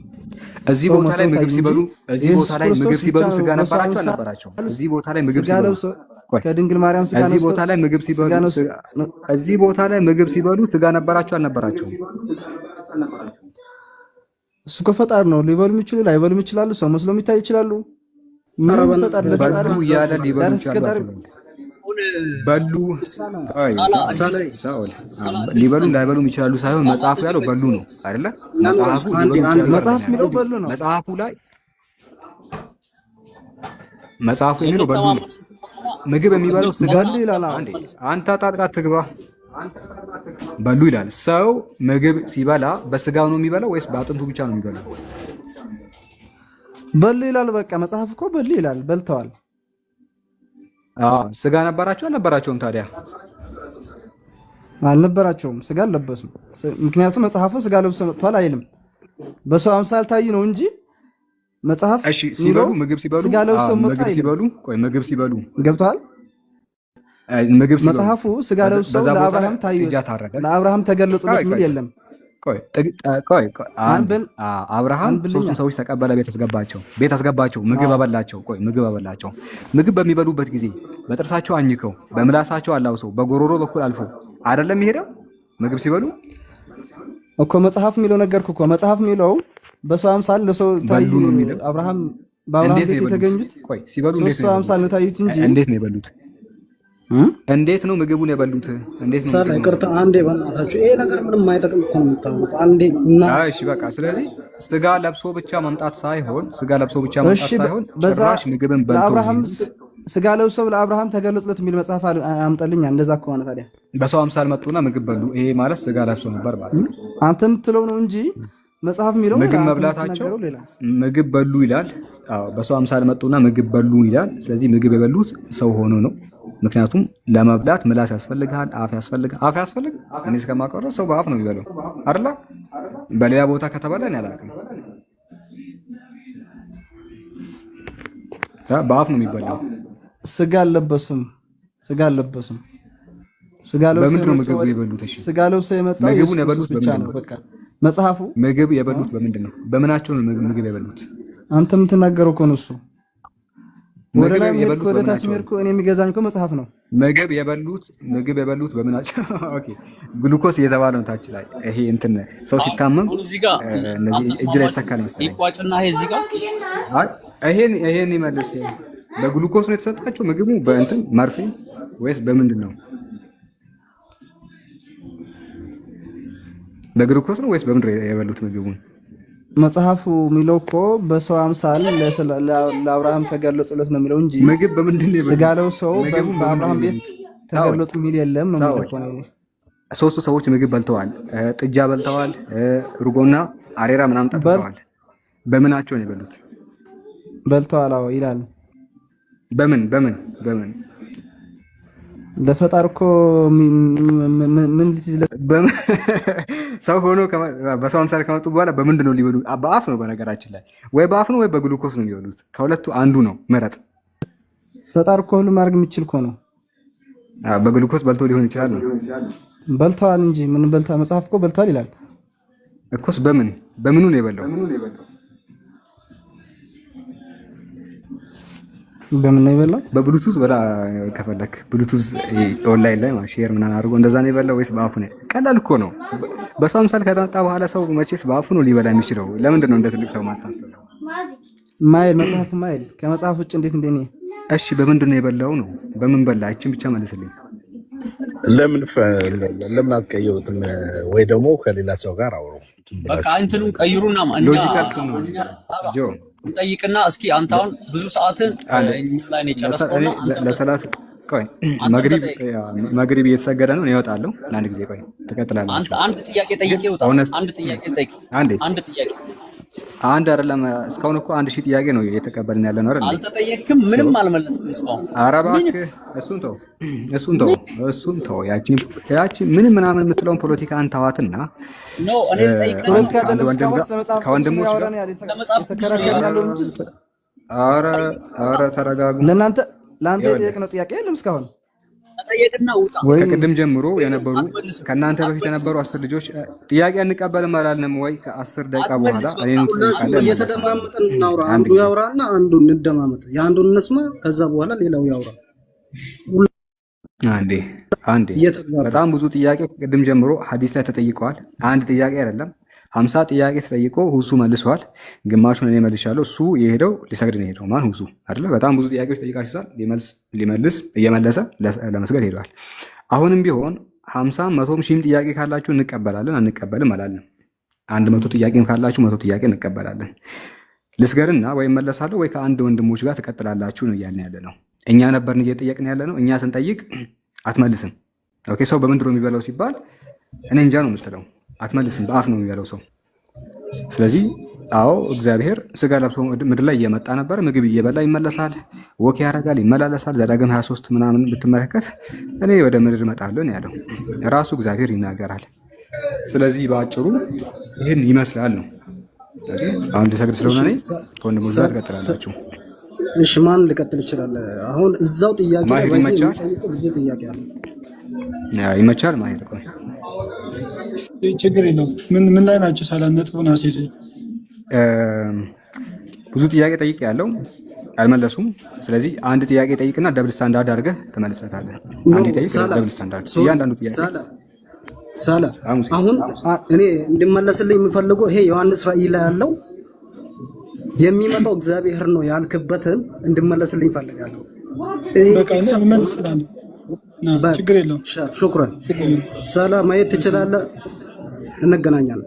ጀመር ሙሴ አንተ ከቅድም አስይዞ ነበር። ሙሉ ቀን የእናንተን መልስ እንመልስ ምናምን ነው ያለው። አሁን እዚህ ስለመጡ ነው እንጂ ሙሉ ቀን አሁን የተጀመረው ማየት አሁን የተጀመረው ይሄ ዮሐንስ ወንጌል ላይ ያለ ማለት ዮሐንስ ራእይ ላይ 1:8 ላይ ያለው የሚመጣ እግዚአብሔር ነው አለ ሳላ። ሰምታ ሊሆን ይችላልና እግዚአብሔር እንዳልሆነ ደግሞ እኔ ያሳያለሁ፣ አንተም እግዚአብሔር መሆኑን ታሳየኛለህ ማለት ነው። ችግር የለም። ይሄ ነው አይደለ? ዮሐንስ ራእይ ምዕራፍ 1 ቁጥር 8 ላይ ያለው አይደለ? ይሄ ነው አይደለ? በቃ ስለ አልፋና ኦሜጋ ነው አይደለ? ሐሳቡ ቶፒኩ ሙሉ ስለዛ ነው አይደለ? ያ አይደለ? ኦኬ ቶሎ ይሆን ዘንድ የሚገባውን ነገር ለባሪያዎቹ ያሳይ እግዚአብሔር ለኢየሱስ ክርስቶስ የሰጠውና የተገለጠው ይሄ ነው አለ። እግዚአብሔር ምንድነው የሰጠው ለኢየሱስ ክርስቶስ? የሚገባውን ይሆን ዘንድ የሚገባውን ምን ሰጠው?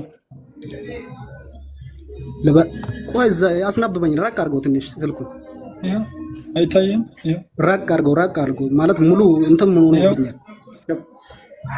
ይታያል።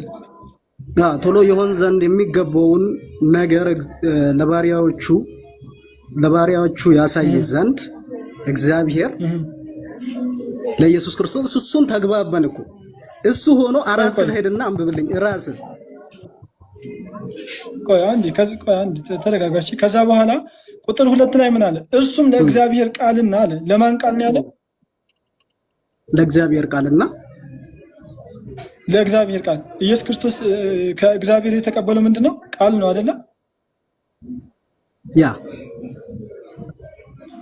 ኢየሱስ ክርስቶስ ከእግዚአብሔር ቃል ተቀበለ። ከዛ በኋላ ኢየሱስ ክርስቶስ ምስክር ላዩም ሁሉ መሰከራል። ኢየሱስ ክርስቶስ ለእግዚአብሔር ለሰጠው ቃል የእግዚአብሔር ቃል መሆኑን መሰከረ አይደለ? አይደለ? ትክክል እኮ ነው።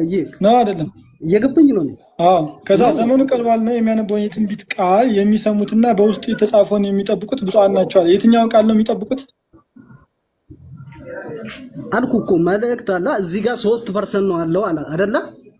በቃ ኢየሱስ አለ እግዚአብሔር አለ ራእይ ማለት ነው። ዮሐንስ ራእይ ያለውና የነበረውን ሁሉ ቻይ ጌታ አምላክ ብሎ የሚያውቀው አብ ነው ወይስ ወልድን ነው የሚያውቀው? በዛ መልክ ይሄ እያወራ ያለው ስለ ወልድ ነው። ባይዚ ቆይ እዚህ ጋር ምዕራፍ 8 ላይ ልምጣልህ። ያለውና የነበረ የሚመጣውንም ሁሉን የሚገዛ ጌታ ነው። እሱ ለማን ነው? አንዴ ቆይ ለማን ነው? ችግር የለውም። ያለውና የነበረው የሚመጣውን ሁሉንም የሚገዛ ጌታ አምላክ አልፋና ኦሜጋ እኔ ነኝ አለ ይላል። ይሄ ለማን ነው? ለኢየሱስ ክርስቶስ ነው። እሺ ራእይ ምዕራፍ 21 ቁጥር 22 ነው። አትሂድ እዚሁ ላሳየ። አንዴ ተረጋጋ። ሁሉንም የሚገዛ ጌታ አምላክና በጉ ይላል። ሁሉን የሚገዛ ጌታ አምላክ የተባለው ማን ነው? እኔ እዛው እኮ ነው እዛው ክፍል ላይ አይታት እኔ የምጠይቅህን ጥያቄ አንተ የምትፈልገው ራእይ ላይ ያለው በቃ ይኸው እዚህ ጋር ነው የሚያልቀው አይደለም እዚህ ጋር እዛው ክፍል ላይ ጌታ አምላክ ነው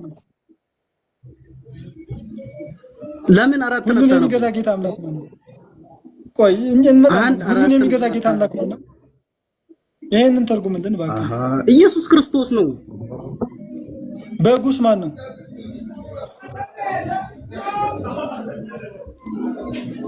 ለምን እኔ ያልኩን አታርግም አንተ የራስን ፍላጎት ሳይሆን እዛው ያስረዳኸኝ መስመር ያሰፈ በጉ ማን ነው በቃ አለቀኩ በቃ በጉ ማን ነው አይታል መመለስ ስለማትችል በራስህ ሐሳብ ትሄዳለህ ለምን አራትን አታስረዳኝም በጉ ማን ነው ማንና ማን ናቸው አራትን ለምን ማንና ማን ናቸው አራትን ለምን አታስረዳኝም ሐሳቡንና ሙሴ ምንድነው ሐሳብ ራእይ 1:8 ላይ ራእይ 1 ላይ ኢየሱስ ሙሴ ማለት ዮሐንስ የሚያወራው ስለ ኢየሱስ ክርስቶስ ነው ባይዚ ሁሉን የሚገዛ የሚመጣ ምናምን እያለ የሚያወራው ስለ ኢየሱስ ክርስቶስ ተጠየናለ እዛ ክፍል ላይ ራእይ 1:8 ላይ ራእይ አሁን ተረጋግተህ አውራሽ ራእይ 1:8 ላይ ሲናገር ክፍሉ ምን ብሎ ነው አልፋና ኦሜጋ እኔ ነኝ ብሎ የተናገረው ማን ነው የሚለው እዛ ቁጥር 8 ላይ ኢየሱስ ክርስቶስ እሺ እንደዛ የሚል ነገር አለ ጽሁፉ ላይ ዳይሬክት እኮ አንድና እዛ ደግሞ አራት ስታነባው